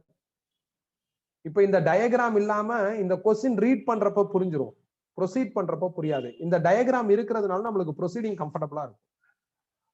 அதனாலதான் ஈவன் தோ இது சவுண்டுக்கான ஒரிஜினல் டயக்ராமா இல்லைனாலும் நான் அதை ஃபாலோ பண்ணிக்கிறேன். அந்த ஒரிஜினல் டயக்ராமா நான் என்ன பண்ணிக்கிறேன் அப்படின்னா யூஸ் பண்ணிக்கிறேன். அந்த மாதிரி நினைச்சுக்கிட்டு இந்த ப்ராப்ளம் சால்வ் பண்றேன். கம்ஃபர்டபுளா இருக்கும். நம்மளுக்கு ஆன்சர் இம்பார்ட்டன்ட். ஸோ அப்ப அதுக்கு ஏதாவது ஒரு கம்ஃபர்டபிலிட்டியை நம்ம ஜெனரேட் பண்ணணும். அதை தான் நான் இப்ப பண்ணிருக்கேன். கம்ப்ரஷன் எக்ஸ்பான்ஷனா மாறதுக்கு எவ்வளவு டைம் ஆகும்? அப்ப இது கம்ப்ரஷன். இந்த இடம் வந்து என்ன இருக்கு? எக்ஸ்பான்ஷனா மாறணும். இந்த மாதிரி மாறணும். அதுக்கு எவ்வளவு டைம்? நம்ம ரிஸ்க் எடுத்து 2 டயக்ராம் போட்டு குழப்பிக்க வேண்டிய அவசியம் இல்லை. நம்ம அதுக்கு கம்ப்ரஷன் வந்து எக்ஸ்பான்ஷன் போயிடலாம். அதுக்கு எவ்வளவு டைம்? அதை ரொம்ப ஈஸியா கண்டுபிடிச்சிடலாம். ஏன்னா ஒரு வேவுக்கான டைம் t, ஹாஃப் வேவ்னா t/2, குவார்டர் வேவ்னா t/4. நான் கரெக்டா டயக்ராம ஸ்பிளிட் பண்ணி வரைஞ்சிருக்கிறதுனால total time taken to come to expansion position from compression is equal to t/4 plus t/4, which is nothing but t/2. further நம்ம சால்வ் பண்ணிக்கலாம். இதான் ஃபர்ஸ்ட் ப்ராப்ளம். டவுட் இருந்தா கேட்கலாம். டவுட் இல்லைன்னா டெஃபினட்டா நோ டவுட்னு சாட் பண்ணா அப்பதான் நான் அடுத்ததுக்கு போக முடியும். டவுட் இல்லைன்னா தயவு செய்து நோ டவுட்னு சாட் பண்ணிடு. அப்பதான் நான் அடுத்ததுக்கு போக முடியும். ஒரு 3-4 பேர் நோ டவுட்னு சொன்னா நான் அடுத்ததுக்கு போயிடலாம். ஓகே, ஒரு ப்ராப்ளம் முடிச்சாச்சு. ரெண்டாவது problem, sound of frequency 256 hertz passes through a medium. The maximum displacement is 0.1 meter. The maximum velocity of particle is equal to. இங்க தான்ப்பா கவனமா இருக்கணும். ஒரு சவுண்டோட frequency கொடுத்திருக்காங்க, அது ஒரு மீடியம்ல டிராவல் ஆகுது. மேக்ஸிமம் டிஸ்பிளேஸ்மென்ட் கொடுத்துட்டு என்ன கேக்குறாங்கன்னா மேக்ஸிமம் வெலாசிட்டி ஆஃப் பார்ட்டிகல். இங்க வேவோட ஸ்பீட் கேட்கல, பார்ட்டிகளோட மேக்ஸிமம் ஸ்பீட் கேட்டிருக்காங்க. நான் அதனாலதான் இந்த டேபிள் ஒண்ணு உங்களுக்கு போட்டேன். இந்த டேபிள்ல பாருங்களேன், வேவ் ஸ்பீடுக்கு தனி ஃபார்முலா இருக்கும், பார்ட்டிகல் ஸ்பீடுக்கு எஸ்ஹெச்எம்ல இருந்து ஃபார்முலாவை கலெக்ட் பண்ணி எழுதிருப்போம். இதுல இருந்து மேக்ஸிமம் பார்ட்டிகல் ஸ்பீட் ஏ ஒமேகான்னு ரெகனைஸ் பண்ணிருக்கோம். அப்ப அவங்க பேசுனது வேணா சவுண்ட பத்தி இருக்கலாம், ஆனா அந்த சவுண்ட் டிராவல் ஆகுறதுக்கு ஒரு மீடியம் சப்போர்ட் தேவை. அந்த மீடியம்ல இருக்கிற particle front and back vibrate ஆகும். அதோட மேக்ஸிமம் ஸ்பீட் என்னன்னு கேட்டிருக்காங்க. அப்ப பார்ட்டிகளோட மேக்ஸிமம் ஸ்பீட் என்ன அப்படின்னா ஏ ஒமேகா. ஒமேகானா 2π/t நம்மளுக்கு நல்லா தெரியும். 1/t frequency. ஏ வந்து ஆம்பிளிடியூட் ஆர் மேக்ஸிமம் டிஸ்பிளேஸ்மெண்ட், அது 0.1 கொஸ்டின்ல இருக்கு. 2π ரீடைன் பண்றேன். ஃப்ரீக்வன்சிக்கு பதில் 256 கொஸ்டின்ல கொடுத்திருக்காங்க, அதை நான் சப்ஸ்டிடியூட் பண்ணிட்டேன். இப்ப சால்வ் பண்ணா 51.2 into π m/s வருது. இதான் ஆன்சர். சிம்பிள் ப்ராப்ளம் தான். இந்த சொல்யூஷன் பார்த்தா உனக்கே புரிஞ்சிடும். ஆனா இன் ஃபியூச்சர் இதே கொஸ்டின் கேட்டிருப்பாங்க, நீ அவசரத்துல சவுண்ட் வேவ்னு பாக்குறியா கொஸ்டினோட பிகினிங்ல, அதனால இந்த ஃபார்முலாவை எடுத்து ப்ரொசீட் பண்ணிட்டு இருப்ப. அவங்க சவுண்ட் வேவோட ஸ்பீட் கேட்டாங்கன்னா நீ இதை எடுத்துக்கலாம். they are asking about particle speed, அப்ப இது கிடையாது. அப்போ ஒரு ஃபுல் போர்ஷன் டெஸ்ட்ல இந்த மாதிரி கொஸ்டினே உனக்கு டஃபா தோண ஆரம்பிச்சிடும். அதனால கவனமா இருங்க. வேவை பத்தி பேசுறப்ப வேவை பத்தியே பேசுறாங்களா இல்ல பார்ட்டிகளோட ரெக்குயர்மெண்ட் பத்தி ஏதாவது பேசுறாங்களா அப்படிங்கறத செக் பண்ணிக்கிறாங்க. இது இம்பார்ட்டன்ட்பா. ஏதாவது டவுட் இருக்கா? சின்ன ப்ராப்ளம் தான் இது. ஒரு விஷயத்தை தெளிவுபடுத்துறேன். என்ன அப்படின்னா, பார்ட்டிகல்னு சொல்லிட்டாங்கன்னா பார்ட்டிகளை ஃபாலோ பண்ணு அப்படின்னு சொல்றான். அவ்வளவுதான். நெக்ஸ்ட் போலாமா? ஓகே, இது ரொம்ப சிம்பிள் தான், இதுல ஒன்றும் கஷ்டமா இருக்காது. தேர்ட் ப்ராப்ளம் பாருங்க. ஏ கம்ப்ரஷனல் வேவ். கம்ப்ரஷனல் வேவ்னாலும் லாங்கிடியூடினல் வேவ்னாலும் ஒண்ணுதான். A compressional wave of frequency 256 hertz is set up in an iron rod and this later passes from the rod into air. The speed of the wave in iron is 5120 meter per second and that in air is 352 meter per second. The wavelength of the wave in the iron and air are respectively. இந்த क्वेश्चनல என்ன சொல்லிருக்காங்கன்னா, ஒரு iron rod இருக்குன்னு சொல்றாங்க. அந்த iron ராட்ல, இததான் iron Rada imagine பண்றேன். இந்த iron ராட்ல ஒரு கம்ப்ரஷனல் வேவ் டிராவல் ஆகுது. இப்ப நான் இந்த அயர்ன் ராடை பலமா இப்படி அடிச்சிட்டேன்னா இதுல அந்த வேவ் ப்ரொடியூஸ் ஆகி டிராவல் ஆகும். இந்த மாதிரி அயர்ன் ராட்ல டிராவல் ஆகுறப்ப அந்த வேவோட ஸ்பீட் வந்து 5120 மீட்டர் பெர் செகண்ட். அப்புறம் இந்த ராட்ல இருந்து கிளம்பி என்ன ஆயிடுச்சு அப்படின்னா ஏருக்கு வந்துருச்சு. ஏர்ல அந்த வேவ் டிராவல் ஆகுறப்ப அதோட ஸ்பீட் வந்து 350 மீட்டர் பெர் செகண்ட். அப்படின்னா அயன்ல அந்த வேவோட வேவ்லென்த் என்ன, ஏர்ல டிராவல் ஆகுறப்ப அந்த வேவோட வேவ்லென்த் என்னன்னு கேட்டிருக்காங்க. எப்ப வேவோட வேவ்லென்த் கால்குலேட் பண்ண சொன்னாலும், வேவோட வேவ்லென்த் கிவன் டேட்டால கொடுத்திருந்தாலும் நாம வேவ் ஸ்பீட் ஃபார்முலா யூஸ் பண்ணணும். வேவ் ஸ்பீட் ஃபார்முலா என்ன அப்படின்னா லாம்டா இன்டு என். இதுல இருந்து வேவ்லென்த் கண்டுபிடிச்சோம்னா ஸ்பீட் பை என் வரும். என்னங்கிறது ஃப்ரீக்வன்சி. ரெண்டு மீடியம் சொல்லியிருக்காங்க, முதல்ல அயன், அடுத்து ஏர். அயன்ல ஸ்பீட் வந்து 5120, அப்ப விக்கு பதில் 5120, ஃப்ரீக்வன்சி 256. ஏர்ல ஸ்பீட் 352 சொல்லியிருக்காங்க, ஃப்ரீக்வன்சி 256. சால்வ் பண்ணா ஆன்சர் வந்துடும். இதுல ரொம்ப முக்கியமான விஷயம் என்ன அப்படின்னா, frequency of wave should be constant. Frequency மாறாது. எந்த மீடியத்துல இருந்தாலும் ஃப்ரீக்வன்சி மாறாது. அது ரொம்ப இம்பார்ட்டன்ட். ஏன் ஃப்ரீக்வன்சி மாறாது? இல்ல ஃப்ரீக்வன்சி மாறாதுங்கிறத நம்ம எப்படி நம்புறது? இப்ப நான் சொல்றேன்ல ஃப்ரீக்வன்சி சேஞ்ச் ஆகாது, ஃப்ரீக்வன்சி கான்ஸ்டன்ட்னு சொல்றேன்ல, அது எப்படி நம்புறது? அதுக்கு நான் ஒரு எக்ஸாம்பிள் மட்டும் சொல்றேன். அந்த எக்ஸாம்பிளை வச்சு இப்ப அக்செப்ட் பண்ணிக்கோ. ஃபியூச்சர்ல அது ரிலேட்டடா டாபிக்கே வரும், அதுல நான் உங்களுக்கு எக்ஸ்பிளைன் பண்றேன் ஏன் ஃப்ரீக்வன்சி கான்ஸ்டன்ட் அப்படிங்கிறது. இப்ப நான் வந்து ஒரு எஃப்எம் ஸ்டேஷன் வச்சிருக்கேன். அதுல இருந்து சில ப்ரோக்ராம்ஸ் எல்லாம் சிக்னல்ஸா மாத்தி, சிக்னல்ஸ்னா வேவ்ஸா மாத்தி நான் அனுப்ப போறேன். எதுலன்னா ஏர்ல அனுப்ப போறேன். என்னோட எஃப்எம் ஸ்டேஷனோட ஃப்ரீக்வன்சி வந்து 103.5. அப்ப நான் என்ன ப்ரோக்ராம் ஃப்ரேம் பண்ணாலும் அந்த ப்ரோக்ராம சிக்னலா மாத்தி அந்த சிக்னல் ஆர் வேவோட ஃப்ரீக்வன்சி 103.5 இருக்கிற மாதிரி ப்ரொடியூஸ் பண்ணி டிரான்ஸ்மிட் பண்ணிடுவேன். உன்னோட ரேடியோ ரிசீவர்ல நீ 103.5ங்கிற நம்பரை செட் பண்ணணும். செட் பண்ணா என்னோட சிக்னல் உனக்கு ரிசீவ் ஆகி நான் என்ன ப்ராட்காஸ்ட் பண்ணிருக்கேனோ அது உனக்கு என்ன ஆகும்னா ஆடியோவா கேட்கும். இதே டிவினா ஆடியோ வீடியோ ரெண்டுமே கேட்கும். ரெண்டுலயும் ஒரே கான்செப்ட் தான். இதுல என்ன அப்படின்னா நான் ஜெனரேட் பண்ண சிக்னலோட ஃப்ரீக்வன்சி 103.5. அது டிராவல் ஆகுறப்ப எங்கேயும் அதோட ஃப்ரீக்வன்சி என்ன இருக்காதுன்னா டவுனோ ரைஸோ ஆகாது. அதே ஃப்ரீக்வன்சில தான் டிராவல் ஆகும். நீ 103.5 செட் பண்ணியிருந்தா அந்த சிக்னல் ரிசீவ் ஆயிடும். இப்ப கொஞ்சம் பிராக்டிக்கலா திங்க் பண்ணி பாரு. நான் ஜெனரேட் பண்ண அந்த சிக்னலோட ஃப்ரீக்வன்சி 103.5 டிராவல் ஆகுறப்ப குறையுதுன்னு வச்சுக்கோங்களேன். அப்ப நீ செட் பண்ணாலும் உனக்கு ரிசீவ் ஆகாது. ஃப்ரீக்வன்சி மட்டும் மாறிடுச்சுன்னு வச்சுக்கோங்களேன். நான் என்ன ஜெனரேட் பண்ணி அனுப்புறேனோ அந்த ஃப்ரீக்வன்சி போற வழியில சேஞ்ச் ஆயிடுச்சுன்னா நீ எப்படி ரிசீவ் பண்ண முடியும்? அப்ப கம்யூனிகேஷனே என்ன ஆயிரும் அப்படின்னா ஃப்ரீக்வன்சி சேஞ்ச் ஆயிடுச்சுன்னா ஸ்பாயில் ஆயிடும். ஃப்ரீக்வன்சி ஒன்னா இருக்கணும், ஒத்து போகணும். நான் ஜெனரேட் பண்ண ஃப்ரீக்வன்சி நீ செட் பண்ண ரிசீவர் சர்க்கியூட்டோட ஃப்ரீக்வன்சியும் ஒரே மாதிரி இருந்தாதான் ஏ சிக்னல் உனக்கு வந்து சேரும். நீ நான் சொன்ன நம்பரை செட் பண்ணிட்ட, நானும் சிக்னல் அனுப்பிச்சிட்டேன், போற வழியில சிக்னலோட ஃப்ரீக்வன்சி மாறி இருந்ததுன்னா உனக்கு ரிசீவ் ஆகாது. அப்ப என்ன அர்த்தம்? போற வழியில ஃப்ரீக்வன்சி மாறலன்னு அர்த்தம். உனக்கு சிக்னல் கண்டிப்பா ரிசீவ் ஆகும். நீ என்ன செட் பண்றியோ அது ரிசீவ் ஆகும். காரணம் என்ன? வந்துகிட்டு இருக்கிற சிக்னலோட ஃப்ரீக்வன்சி எப்பயும் சேஞ்ச் ஆகாது அப்படிங்கறதான் காரணம். அப்ப ஃப்ரீக்வன்சி சேஞ்ச் ஆகாது அப்படிங்கிறதுக்கு இப்ப நான் என்ன பண்ணிருக்கேன்? ஒரு எவிடன்ஸ் கொடுத்துட்டேன். இந்த மாதிரி ஒரு பிராக்டிக்கல் எக்ஸாம்பிள் கொடுத்துருக்கேன். பட் ஏன் சேஞ்ச் ஆகலங்கிறத நான் ஃபியூச்சர்ல உங்களுக்கு என்ன பண்றேன் எக்ஸ்பிளைன் பண்றேன். ஃப்ரீக்வன்சி மட்டும் மாறிடுச்சுன்னு வச்சுக்கோங்களேன், டோட்டலா கொலாப்ஸ் ஆயிடும். எந்த மொபைல், எந்த டிவி, எந்த கம்யூனிகேஷனுமே என்ன ஆகாதுன்னா ஒர்க் ஆகாது. எல்லாமே ஃப்ரீக்வன்சி வச்சுதான் என்ன பண்றாங்கன்னா ஒர்க் பண்ண வைக்கிறாங்க. ஏன்னா அது மாறாது. பொதுவா எந்த சிக்னலா இருந்தாலும் ஸ்பீட் மாறும், வேவ் லென்த் மாறும். ஆனா எந்த சிக்னலா இருந்தாலும் ஒன்ஸ் நீ ஃப்ரீக்வன்சியை செட் பண்ணிட்ட, சிக்னல் ஜெனரேட் பண்றப்ப இதுதான் ஃப்ரீக்வன்சி அப்படின்னு கன்ஃபார்ம் பண்ணிட்டேன்னா கடைசி வரையும் அந்த ஃப்ரீக்வன்சி மட்டும் என்ன ஆகாதுன்னா சேஞ்ச் ஆகும். இதான்ப்பா தேர்ட் ப்ராப்ளம். தேர்ட் ப்ராப்ளம் மூலியமா நான் சொல்ல வர பாயிண்ட் என்னன்னா ஃப்ரீக்வன்சி சேஞ்ச் ஆகாதுன்னு சொல்றேன். செகண்ட் ப்ராப்ளத்துல நான் என்ன பாயிண்ட் சொல்லணும்? 3 ப்ராப்ளமே சின்ன ப்ராப்ளம்.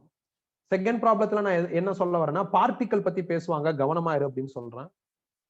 ஃபர்ஸ்ட் ப்ராப்ளத்துல நான் என்ன சொல்ல வரேன் அப்படின்னா சவுண்ட பத்தி பேசுறாங்க, லாங்கிடியூடினல் வேவ் பத்தி பேசுறாங்க. டயக்ராம் நம்மளுக்கு அந்த வேவ் கிடையாது, இல்லைனாலும் பரவாயில்ல, டிரான்ஸ்வர்ஸ் வேவோட டயக்ராம் வச்சு மேனேஜ் பண்ணலாம்னு சொல்றேன். அண்ட் ஆல்சோ இந்த டிரான்ஸ்வர்ஸ் வேவ், லாங்கிடியூடினல் வேவ் இதுல சில பொதுவான விஷயங்களையும் சொல்லியிருக்கேன். Wave length, time period, wave velocity, அதுக்கப்புறம் ஃப்ரீக்வன்சி, பார்ட்டிகல் சப்போர்ட், இதெல்லாம் காமன் ஃபார் ஆல். இந்த ஃபார்முலாஸ் எல்லாம் வந்து எந்த வேவ் வந்தாலும் காமனா இருக்கும், சேஞ்ச் ஆகாது அப்படிங்கிறதே சொல்லியிருக்கேன். டிரான்ஸ்வர்ஸ் வேவையும் லாங்கிடியூடினல் வேவையும் எக்ஸ்பிளைன் பண்றதுக்கு நான் என்ன பண்ணிருக்கேன்னா ஸ்பெசிபிக்கா சில எக்ஸாம்பிள்ஸ் எடுத்திருக்கேன். நான் எல்லா எக்ஸாம்பிளையும் உள்ள எடுத்துட்டு வரல. நான் ஏன் அந்த எக்ஸாம்பிள்ஸ் எடுத்துக்கிட்டேன்னா அந்த எக்ஸாம்பிளை பேஸா வச்சுக்கிட்டு படிச்சாதான் நம்ம அடுத்தடுத்து படிக்கிறப்ப அதே எக்ஸாம்பிள கேரி ஓவர் பண்ணி மேஜர் டாபிக்ஸ் எல்லாம் கவர் பண்ணலாம். அதனால எது real worthy example as per our சிலபஸோ அதை நான் என்ன பண்ணிருக்கேன்னா ஹைலைட் பண்ணிருக்கேன். இப்ப திருப்பி இதுவரை இந்த முதல் 3 ப்ராப்ளம் வரை ஏதாவது டவுட் இருந்தா கேட்கலாம். முதல் 3 ப்ராப்ளம் வரை ஏதாவது டவுட் இருந்தா கேட்கலாம்.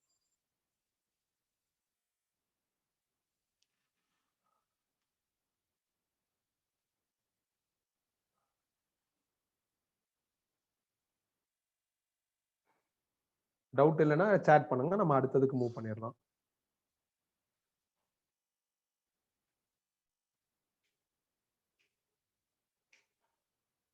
ஓகே, நோ டவுட் தான் வருது, நோ டவுட் தான் சொல்றீங்க.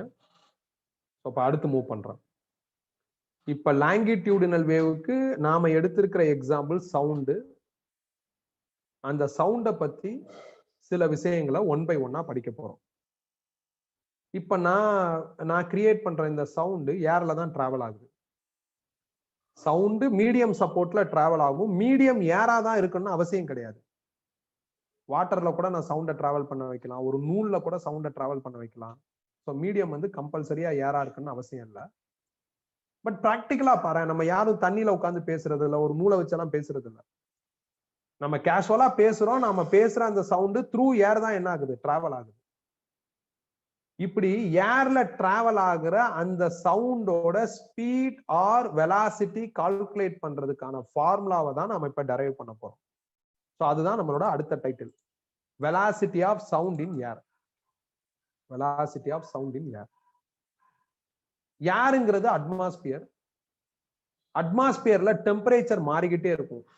டெம்பரேச்சர் வந்து ரொம்ப இம்பார்ட்டன்டான டேர்ம் அட்மாஸ்பியர்ல. அதனால நான் velocity of sound in air at 0 degree Celsius அப்படிங்கிற மாதிரி டைட்டில கொஞ்சம் அப்டேட் பண்ணிக்கிறேன். அதனாலதான் இதுவரையும் கோடு போட்டுட்டு இந்த கோட தனியா போட்டிருக்கேன். அதே நேரத்துல ஏற்கனவே எனி வேவுக்கு வெலாசிட்டி ஃபார்முலா நம்ம கண்டுபிடிச்சு வச்சிருக்கோம், which is lambda into n. இப்பதான் பார்த்தோம் எந்த வேவா இருந்தாலும் இந்த ஃபார்முலா அப்ளிகபிள். ஆனா எனக்கு இது பிடிக்கல, இது ரொம்ப ஜெனரலைஸ்டா இருக்கு. இது வந்து நான் வேணான்னு சொல்ல வரல, எனக்கு இந்த டைட்டிலுக்கு இது வேணாங்கிறேன். எனக்கு டைட்டில் என்ன, velocity of sound in air. ஏர்ல சவுண்ட் டிராவல் ஆகுறப்ப அதோட ஸ்பீட் என்னன்னு கண்டுபிடிக்கிறதுக்கு ஒரு ஆத்தென்டிகேட்டட் ஃபார்முலா வேணும், ஒரு எக்ஸாக்ட் ஃபார்முலா வேணும். அதுதான் நான் வந்து இந்த டைட்டில் மூலியமா உருவாக்க வேண்டியது. தவிர ஆல்ரெடி ஜெனரலா இருக்கிற இந்த ஃபார்முலா எனக்கு என்னன்னா இந்த டைட்டிலுக்கு வேணாம். எனக்கு ஸ்பெசிபிக்கா வேணும், பிரெஸ்கிரைப்டா வேணும் அப்படி சொல்லலாம். எனக்கு ஓவராலா காமனா இருக்கிற மாதிரி வேணாம். சரி, அதே நேரத்துல நான் கொஞ்சம் சர்ச் பண்ணி எல்லாம் பார்த்தப்ப எனி லாங்கிடியூடினல் வேவுக்கு இந்த ஃபார்முலா யூஸ் பண்ணலாங்கிறாங்க. Square root of K by rho. ரோங்கிறது எந்த மீடியம்ல அந்த வேவ் டிராவல் ஆகுதோ அந்த மீடியமோட டென்சிட்டி, கேங்கிறது பல்க் மாடுலஸ். இந்த ஃபார்முலாவுக்கு ஸ்டேட் போர்ட் புது புக்ல ப்ரூஃப் இருக்கும், வேற எங்கேயும் ப்ரூஃப் இருக்காது. இந்த ப்ரூஃப் நம்மளுக்கு கம்பல்சரியா தேவையில்லை. அதனாலதான் நோட்னு போட்டு எழுதியிருக்கேன். இதெல்லாம் நோட்னு போட்டு எழுதுறேன்னா அதுக்கு ப்ரூஃப் வேணான்னு அர்த்தம். கண்டிப்பா தேவையில்ல. அந்த பசங்க ஸ்டேட் போர்ட் பசங்களுக்கு தேவைப்படாது, ஆனா அதுல கொடுத்துருக்காங்க, வேற எங்கேயும் இருக்காது, நெட்ல கிடைக்கும். இப்ப நான் எழுதியிருக்கிற ஃபார்முலா எனி லாங்கிடியூடினல் வேவ். ஃபோக்னு ஒண்ணு கேள்விப்பட்டிருப்பீங்க. அந்த ஃபோக் எடுத்து ஒரு இது மாதிரி தான் இருக்கும், 2 ராடு மாதிரி இருக்கும். அதை எடுத்து நான் இந்த டேபிள் அடிச்சேன் அப்படின்னா அந்த ஃபோக் வைப்ரேட் ஆகும். அது கூட லாங்கிடியூடினல் வேவ் தான். அதுக்கும் இந்த ஃபார்முலா யூஸ் பண்ணிக்கலாம். சவுண்டும் லாங்கிடியூடினல் வேவ் தான், அதுக்கும் இந்த ஃபார்முலா யூஸ் பண்ணிக்கலாம். அப்ப யாரெல்லாம் லாங்கிடியூடினல் வேவோ அவங்க எல்லாருக்கும் இந்த ஃபார்முலா அப்ளிகபிள். இந்த ஃபார்முலா அப்ளிகபிள். பட் எனக்கு இது வேணாம். எனக்கு எக்ஸாக்டா சவுண்டோட ஸ்பீடு, அதுவும் ஏர்ல சவுண்ட் டிராவல் ஆகுறப்ப என்னவா இருக்கும் அப்படின்னு கால்குலேட் பண்றதுக்கான ஃபார்முலா வேணும். அப்ப இது ரொம்ப ஜெனரலைஸ்டா இருக்கு ஃபார் எனி வேவ். இது ஓரளவுக்கு ஸ்பெசிபிக்கா இருந்தாலும் ஃபார் எனி லாங்கிடியூடினல் வேவ்னு இருக்கு. எனக்கு இதுவும் வேணாம். எனக்கு ரொம்ப ஆத்தென்டிகேட்டடா, அக்யூரேட்டா, எக்ஸாக்டா சவுண்டோட ஸ்பீட் கண்டுபிடிக்கிறதுக்கு ஒரு ஃபார்முலா வேணும். அதுவும் ஏர்ல டிராவல் ஆகுறப்ப கண்டுபிடிக்கிறதுக்கு ஒரு ஃபார்முலா வேணும். இந்த ஃபார்முலாவை முதல்ல கண்டுபிடிச்ச சயின்டிஸ்ட் யாருன்னா நியூட்டன். அதனால டைட்டில்ல அடுத்த அப்டேட்டை இன்க்ளூட் பண்ணிருக்கேன், நியூட்டன்ஸ் ஃபார்முலா அப்படின்ட்டு. இந்த நியூட்டன் என்ன சொல்றாருன்னா, இப்ப கிட்டத்தட்ட 1 மணி நேரமா இந்த ரூம்ல நான் பேசிக்கிட்டே இருக்கேன்.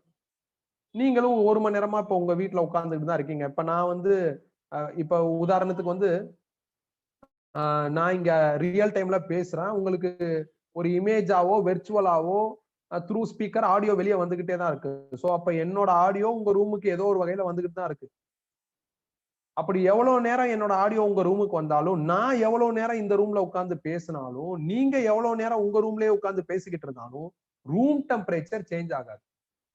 நாம பேசுறதுனால ஒரு இடத்துல டெம்பரேச்சர் ரைஸ் ஆகாதுன்னு நியூட்டன் சொல்றாரு. அதனால சவுண்டு டிராவல் ஆகுறப்ப டெம்பரேச்சர் கான்ஸ்டன்ட், டெம்பரேச்சர் மாறாது அப்படிங்கிறாங்க.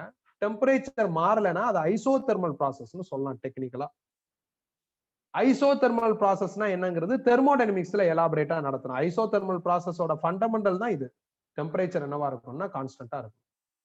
சவுண்ட் ஏர்ல டிராவல் ஆகுறப்ப ஏர் டெம்பரேச்சர் மாறாது அப்படிங்கறதா நியூட்டனோட வியூ.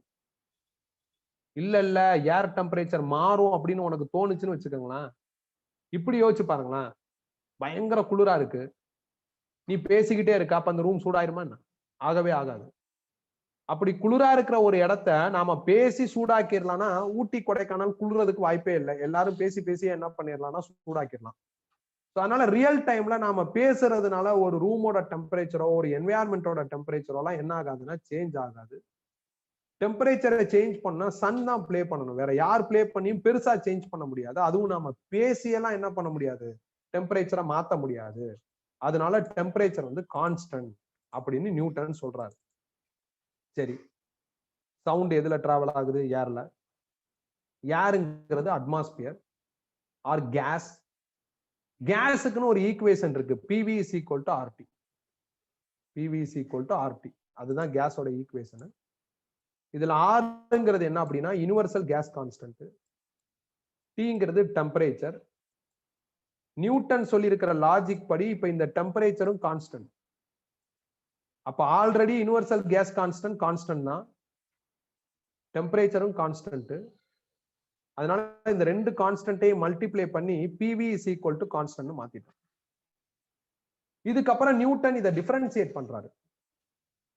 என்ன டிஃபரன்சியேஷன்னா பார்சியல் டிஃபரன்சியேஷன் பண்றாரு. பார்சியல் டிஃபரன்சியேஷன்னா என்னன்னா மொதல் டேர்ம் பிரஷரை ரீடைன் பண்ணிட்டு வால்யூமை மட்டும் டிஃபரன்சியேட் பண்றது. வால்யூமை டிஃபரன்சியேட் பண்ணா டிவின்னு எழுதலாம். பிளஸ் செகண்ட் டிவிஷன்ல வால்யூமை ரீடைன் பண்ணிட்டு பிரஷரை டிஃபரன்சியேட் பண்றது. பிரஷரை டிஃபரன்சியேட் பண்ணா டிபின்னு எழுதலாம். இஸ் ஈக்குவல் டு ரைட் சைட்ல பாத்தீங்கன்னா கான்ஸ்டன்ட் இருக்கு. கான்ஸ்டன்ட்னா ஒரு நம்பர் மாதிரி, வெறும் நம்பர். ஒரு தனிப்பட்ட நம்பரை டிஃபரன்சியேட் பண்ணா ஜீரோன்னு சொல்லுவோம். அதனால ஜீரோ போட்டிருக்கேன். டிஃபரன்சியேஷன் ரூல்ஸ் படி ஒரு தனிப்பட்ட நம்பரை டிஃபரன்சியேட் பண்ணா ஜீரோ, அதனால ஜீரோன்னு போட்டிருக்கேன். சப்போஸ் இது உனக்கு அவ்வளோக்கா புரியல அப்படின்னா உனக்கு டிஃபரன்சியேஷன் தெரியலன்னு அர்த்தம். அப்ப நீ மேக்ஸ் டீச்சர்கிட்ட கேட்டு கொஞ்சம் டிஃபரன்சியேஷன் படி. இல்லைன்னா டிஃபரன்சியேஷன் இன்டகிரேஷன் நான் நடத்தின வீடியோ உங்கள்கிட்ட இருக்கும், அது எங்க இருக்குன்னு கண்டுபிடிச்சு அதை ஒரு கிளான்ஸ் பாருங்க. சோ அடுத்து என்ன பண்றேன்னா இந்த விடிபி அங்கிட்டு கொண்டு போயிடுறேன். அப்ப PdV is equal to minus விடிபின்னு வருது. இதுல இருந்து பி கண்டுபிடிச்சா மைனஸ் விடிபி பை டிவின்னு வருது. டிபியை நான் அப்படியே ரீடைன் பண்ணியிருக்கேன், டிவியையும் ரீடைன் பண்ணியிருக்கேன். இந்த மைனஸை இங்க எழுதிக்கிட்டேன், இந்த வியை இந்த பார்ட்ல எழுதியிருக்கேன். அப்படி எழுதுறப்ப டிவைட் பண்றப்ப அது மேல போயிடும். அப்ப P is equal to dP divide by minus dV by வின்னு வருது. இது யாருன்னா பல்க் மாடுலஸ் கே. எப்படி? அதுதான் சைட்ல எழுதியிருக்கேன். நான் ஏன் பல்க் மாடுலஸை பத்தி திடீர்னு நீங்க உள்ள எழுதுறேன்னா இந்த எனி லாங்கிடியூடல் வேவுக்கான வெலாசிட்டி ஃபார்முலால பாருங்களா பல்க் மாடுலஸ் இருக்கு.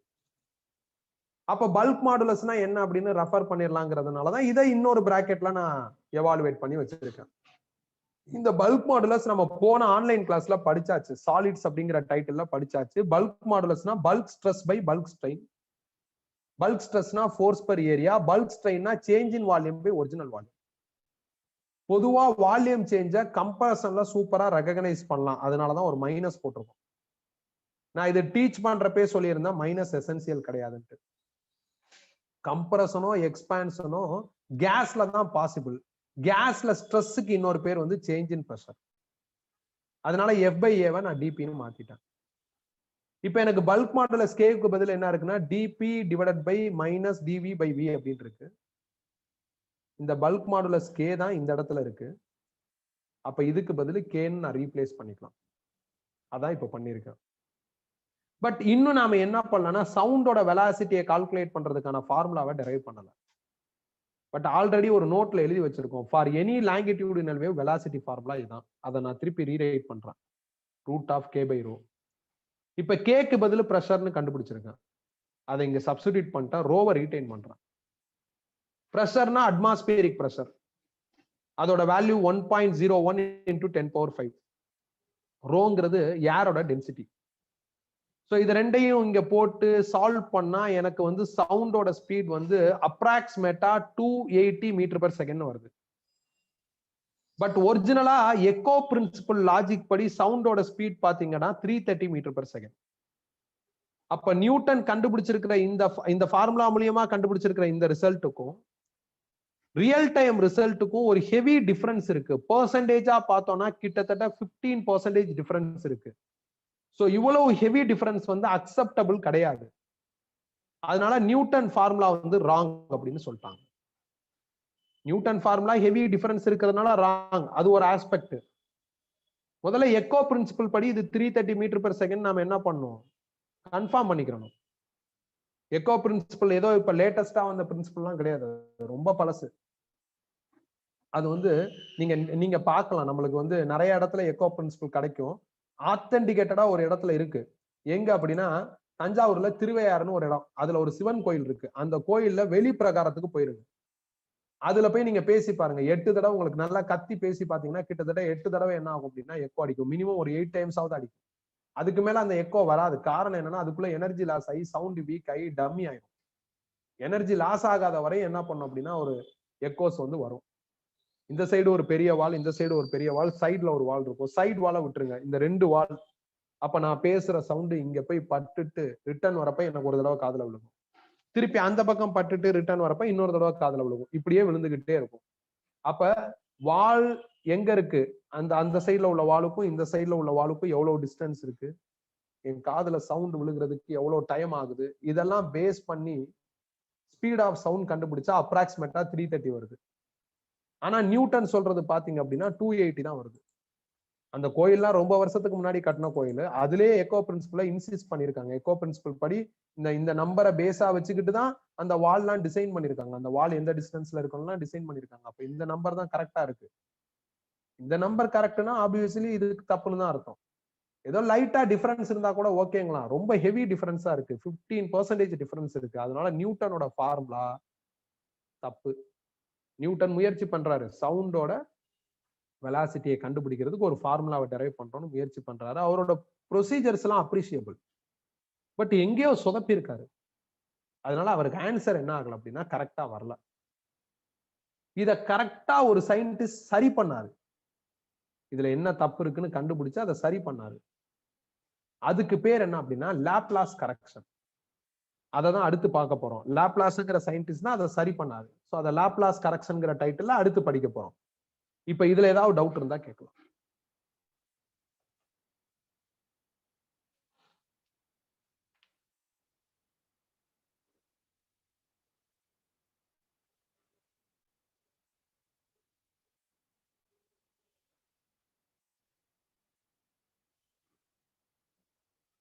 ஏதாவது டவுட் இருந்தா கேட்கலாம். டவுட் இல்லைன்னா சாட் பண்ணுங்க.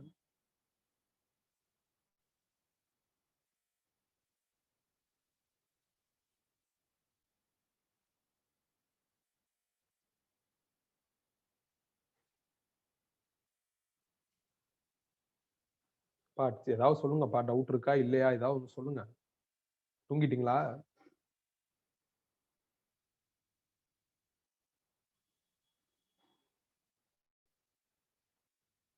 ஸ்டார்ட் பண்ணுங்க.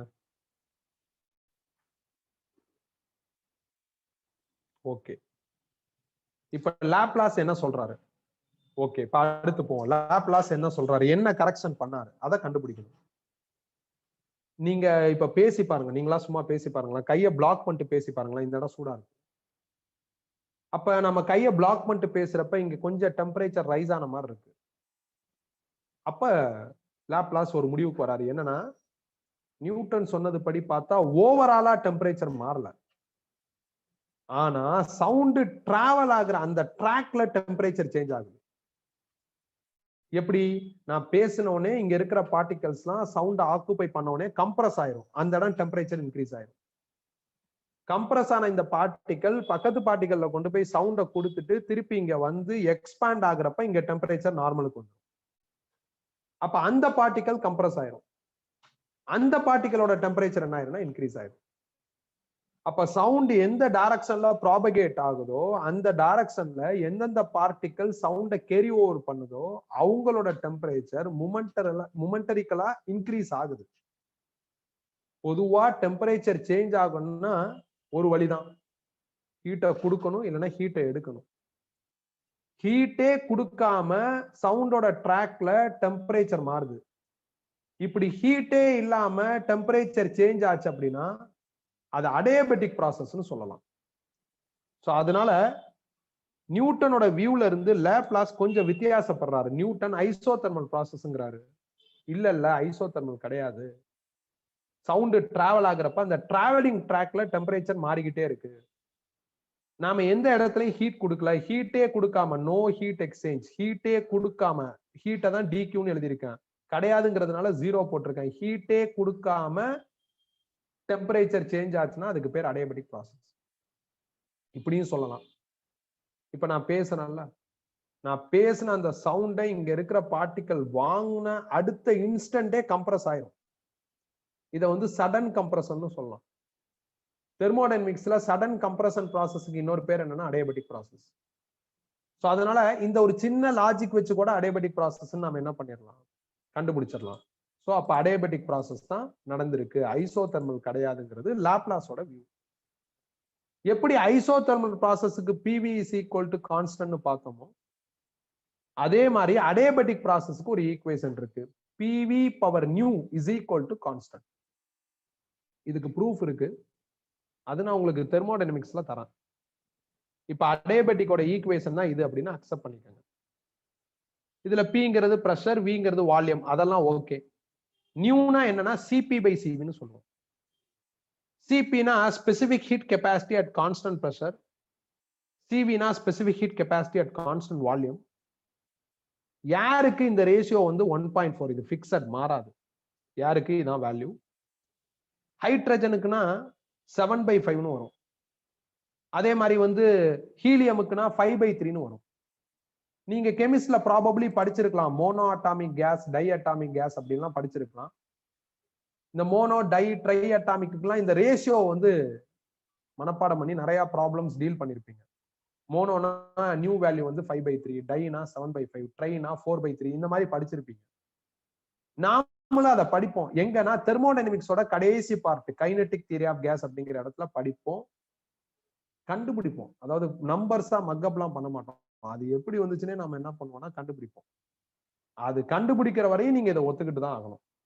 இல்லைன்னா இப்போதைக்கு கெமிஸ்ட்ல இருந்து நீ ரெஃபரன்ஸ் எடுத்துக்கிறாங்க. ஸோ நான் கெமிஸ்ட்ல இருந்து இப்போதைக்கு ரெஃபரன்ஸ் எடுத்துக்கிறேன். நியூனா சிபி பை சிவி. அது ஒரு வகையான கேஸுக்கும் மாறும். மோனோவுக்கு ஒரு மாதிரி இருக்கும், டைக்கு ஒரு மாதிரி இருக்கும், ட்ரைக்கு ஒரு மாதிரி இருக்கும். நம்ம வந்து ஏர்ல வந்து மோஸ்ட்லி ஆக்சிஜன், ஹைட்ரஜன், நைட்ரஜன் தான் இருக்கும். இந்த ஆக்சிஜன், ஹைட்ரஜன், நைட்ரஜன்லாம் டைஅட்டாமிக் மாலிகுல். அப்ப 7/5, 7/5னா 1.4 வரும். அதனாலதான் நியூ வேல்யூ 1.4 ஃபார் ஏர்னு எழுதிருக்கு. ஸோ இதான் லாப்லாஸ் சொன்ன கரெக்ஷன். இதுக்கப்புறம் இவர் என்ன பண்ணா, நியூட்டனோட ப்ரொசீஜரை ஃபாலோ பண்ணணும். நியூட்டன் இந்த மாதிரி ஈக்குவேஷன் எழுதிட்டு என்ன பண்ணாரு, டிஃபரன்சியேட் பண்ணாரு. அப்ப டிஃபரன்சியேட் பண்ணுங்க. நான் பண்றேன். ஃபர்ஸ்ட் பியை ரீடைன் பண்ணிட்டேன். வி பவர் நியூவை டிஃபரன்சியேட் பண்ணா nu into V power nu minus 1 வரும். எப்படின்னா நம்மள்ட்ட ஃபார்முலா இருக்கு, எக்ஸ் பவர் எம் டிஃபரன்சியேட் பண்ணா என்ன வரும், m into x power m minus 1. இந்த ஃபார்முலாவை அப்படியே யூஸ் பண்ணிருக்கேன். நியூ பவர் வி பவர் நியூவை டிஃபரன்சியேட் பண்ணா நியூ இன்டூ பாருங்க, nu into V power nu minus 1 அப்படின்னு எழுதிருக்கேன். நான் டிஃபரன்சியேஷன் நடத்துறப்போ ஒரு லாஜிக் சொல்லியிருப்பேன், எப்ப ஃபார்முலா யூஸ் பண்ணாலும் செயின் ரூல் வரணும்ட்டு. செயின் ரூல்னா என்ன, ஃப்ரண்ட்ல என்ன இருக்கு, பவர்ல என்ன இருக்கு அப்படின்லாம் பார்க்க தேவையில்ல. இந்த உள்ள என்ன இருக்கோ அதை மட்டும் பார்க்கணும், அதை டிஃபரன்சியேட் பண்ணணும். உள்ள வால்யூம் இருக்கு, வால்யூமை டிஃபரன்சியேட் பண்ணா டிவி. ஸோ மொதல் பிளான் இதான், ப்ரெஷரை ரீடைன் பண்ணிட்டு இந்த போர்ஷனை டிஃபரன்சியேட் பண்றது பண்ணி எழுதிட்டான். ரெண்டாவது பிளான் வி பவர் நியூவா அப்படியே ரீடைன் பண்ணுங்க, ப்ரெஷரை டிஃபரன்சியேட் பண்ணுங்க. ப்ரெஷரை டிஃபரன்சியேட் பண்ணா டிபின்னு ஒன்று இஸ் ஈக்குவல் டு ரைட் சைட்ல என்ன இருக்குன்னா கான்ஸ்டன்ட். எந்த ஒரு இண்டிவிஜுவல் நம்பரை டிஃபரன்சியேட் பண்ணாலும் 0 ஆயிரும். அப்ப கான்ஸ்டன்ட்டை டிஃபரன்சியேட் பண்ணா 0ன்னு வரும். இந்த லைன் டிஃபரன்சியேஷன் பா. டிஃபரன்சியேஷன் தெரியலன்னா கொஞ்சம் அன்ஈஸியா இருக்கும், ஆனா அது ஒரு பெரிய பிரச்சனை கிடையாது. இப்ப நான் என்ன பண்றேன் அப்படின்னா, இந்த பிளஸ் வி பவர் நியூ டிபிய அப்படியே இந்த சைடு கொண்டு வந்துடுறேன். அப்ப மைனஸ் வி பவர் நியூ டிபின்னு வந்துடும். லெஃப்ட் சைட்ல இருக்கிற P nu V power nu minus 1 dV இதெல்லாம் நான் அப்படியே ரீடைன் பண்ணிக்கிறேன். ஸோ இந்த P nu retain, V power nu minus 1 டிவியை கீழே கொண்டு வந்துட்டேன்.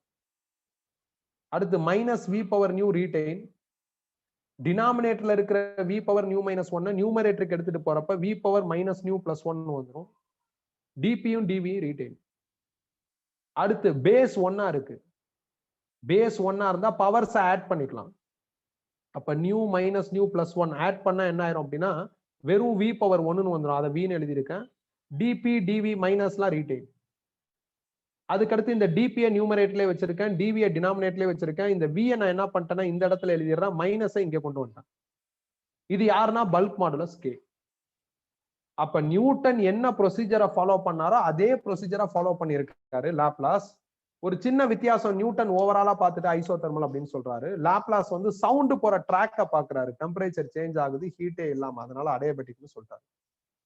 ஆனா நம்மளுக்கு இதெல்லாம் வேணாம், இதெல்லாம் ஓகே, இதெல்லாம் வேணும் தான். ஆனா எது இம்பார்ட்டன்ட்னா சவுண்டோட வெலாசிட்டி கண்டுபிடிக்கிறதுக்கான ஃபார்முலா இம்பார்ட்டன்ட்.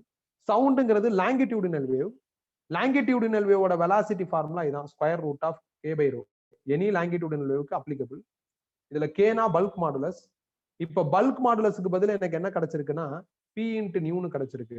அதனால இங்க இருக்கிற கேக்கு பதில் பி இன்ட்டு நியூன்னு போட்டேன். பை ரோ ரீடைன் பண்ணிக்கிறேன். இதுல பி அட்மாஸ்பியரிக் பிரஷர் 1.01 into 10⁵. ரோங்கிறது டென்சிட்டி ஆஃப் ஏர், நம்ம ஏர்ல தான் டிராவல் ஆகுதுன்னு பேசிட்டு இருக்கோம். நியூங்கிறது யாருன்னா 1.4 ஃபார் ஏர். இப்ப சிம்பிளிஃபை பண்ணா அப்ராக்சிமேட்டா 330 மீட்டர் பர் செகண்ட் வருது. அப்ப எக்கோ பிரின்சிபல் படி இதே ஆன்சர் தான் வருது, அதான் ஒரிஜினல். ஸோ ஒரிஜினல் ஆன்சரே இந்த ஃபார்முலா மூலியமா வர்றதுனால நியூட்டன் சொன்ன ஃபார்முலா கண்டிப்பா தப்பு. லாப்லாஸ் கண்டுபிடிச்ச இந்த ஃபார்முலாவும் லாப்லாஸ் சொன்ன ப்ராசஸும் கரெக்ட் அப்படின்னு கிளியரா தெரியுது. இப்ப இதுல ஏதாவது டவுட் இருந்தா கேட்கலாம். இதுல ஏதாவது டவுட் இருந்தா கேட்கலாம்.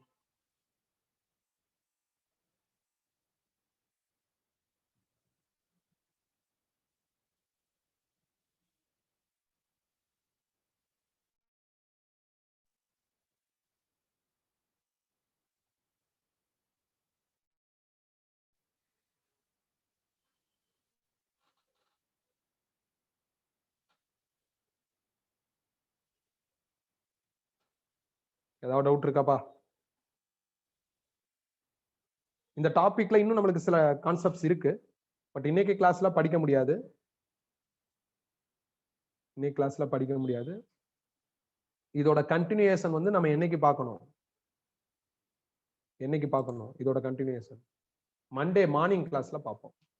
ஸோ உங்களுக்கு வந்து ஆஃப்லைன் அட்டன் பண்ணாத ஸ்டூடெண்ட்ஸுக்கு தான் இந்த ஆன்லைன் பேட்ச். உனக்கு ஆஃப்லைன் கம்ஃபர்டபுளா இருந்தா அதுக்கு வந்துரு. இல்ல என்னால வர முடியல, எனக்கு இன்னும் கொஞ்சம் டைம் வேணும் அப்படின்னா நீ இந்த ஆன்லைனுக்குள்ள வரலாம். இந்த புது ஆன்லைன் கிளாஸோட timing Friday evening 6 to 7:30, Monday morning 6 to 7:30. அதனால இப்ப இதோட கண்டினியூஷன் மண்டே லைட்டா ரிவைஸ் பண்ணிட்டு நம்ம அடுத்ததுக்குள்ள போயிடலாம். டவுட் இருந்தா சாட் பண்ணுங்க, எக்ஸ்பிளைன் பண்றேன்.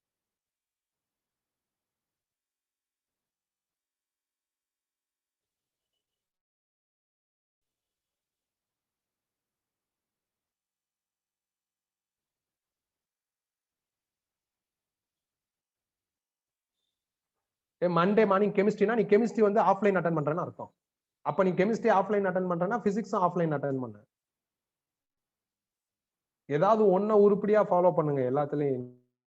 இப்படி குழப்பிக்கிட்டு இருந்தானா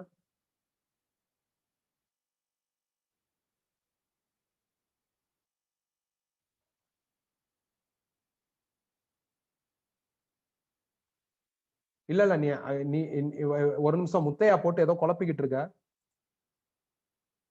இந்த வாரம் சண்டே எந்த டெஸ்டும் கிடையாது.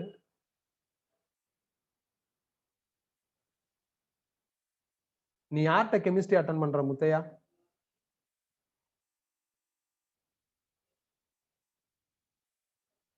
முருகன் சார் மண்டே மார்னிங் அப்பா கெமிஸ்ட்ரி போட்டிருக்காரு, ஆன்லைன் கிளாஸ் தான் போட்டிருக்காரு.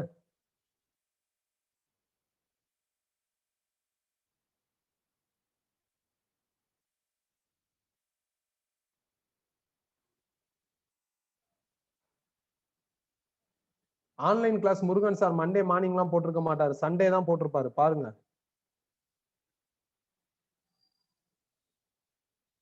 முத்தையா ஓவரால்ல இந்த மாதிரி கன்ஃபியூஷன்ஸ் கிரியேட் பண்ணாதீங்க, கரெக்டா எல்லாம் பார்த்துட்டு வாங்க.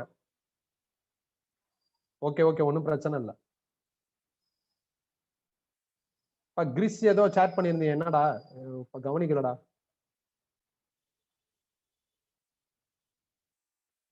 நீங்க எப்ப வேணாலும் இந்த ஆன்லைன் கிளாஸ்ல இருந்து ஆஃப்லைனுக்கு சுவிட்ச் ஓவர் ஆயிக்கலாம். யாராவது ஏதாவது இந்த ஆன்லைன் வந்து எனக்கு கொஞ்ச நாள் போதும், அதுக்கப்புறம் நான் ஆஃப்லைன் வந்துடுறேன்னா நீ சுவிட்ச் ஓவர் ஆயிக்கலாம், அது எனக்கு பிரச்சனையே கிடையாது. அப்படி ஆகுறப்ப என்கிட்ட கன்வே பண்ணிட்டாரு.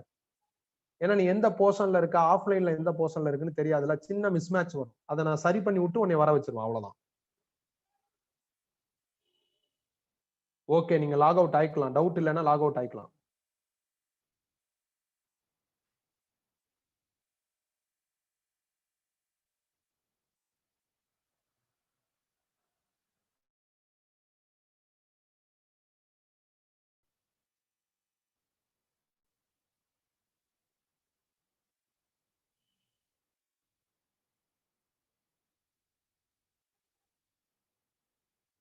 ஓகே கிரீஷ், ரெக்கார்ட் பண்ண வீடியோ எப்ப வெப்சைட்ல வருதோ அப்ப நீங்க பாத்துக்கங்க.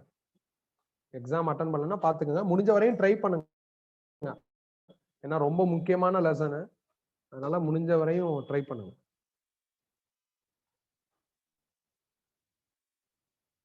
ஓகே ஓகேப்பா. சார் ராஜா சார். சார் சொல்லுங்க சார். சரி, இது வந்து லாக் அவுட் ஆயிரலாம். 12th பிசிக்ஸ் வந்து 7:45. சார் சொல்லுங்க சார். 12th பிசிக்ஸ் வந்து 7:45 ஸ்டார்ட் பண்ணணும். Okay sir. 7:40 போல ஆரம்பிச்சிருங்க. ஒரு 5 மினிட்ஸ் முன்னாடி நீங்க இனிஷியேட் பண்ணா போதும். Okay sir.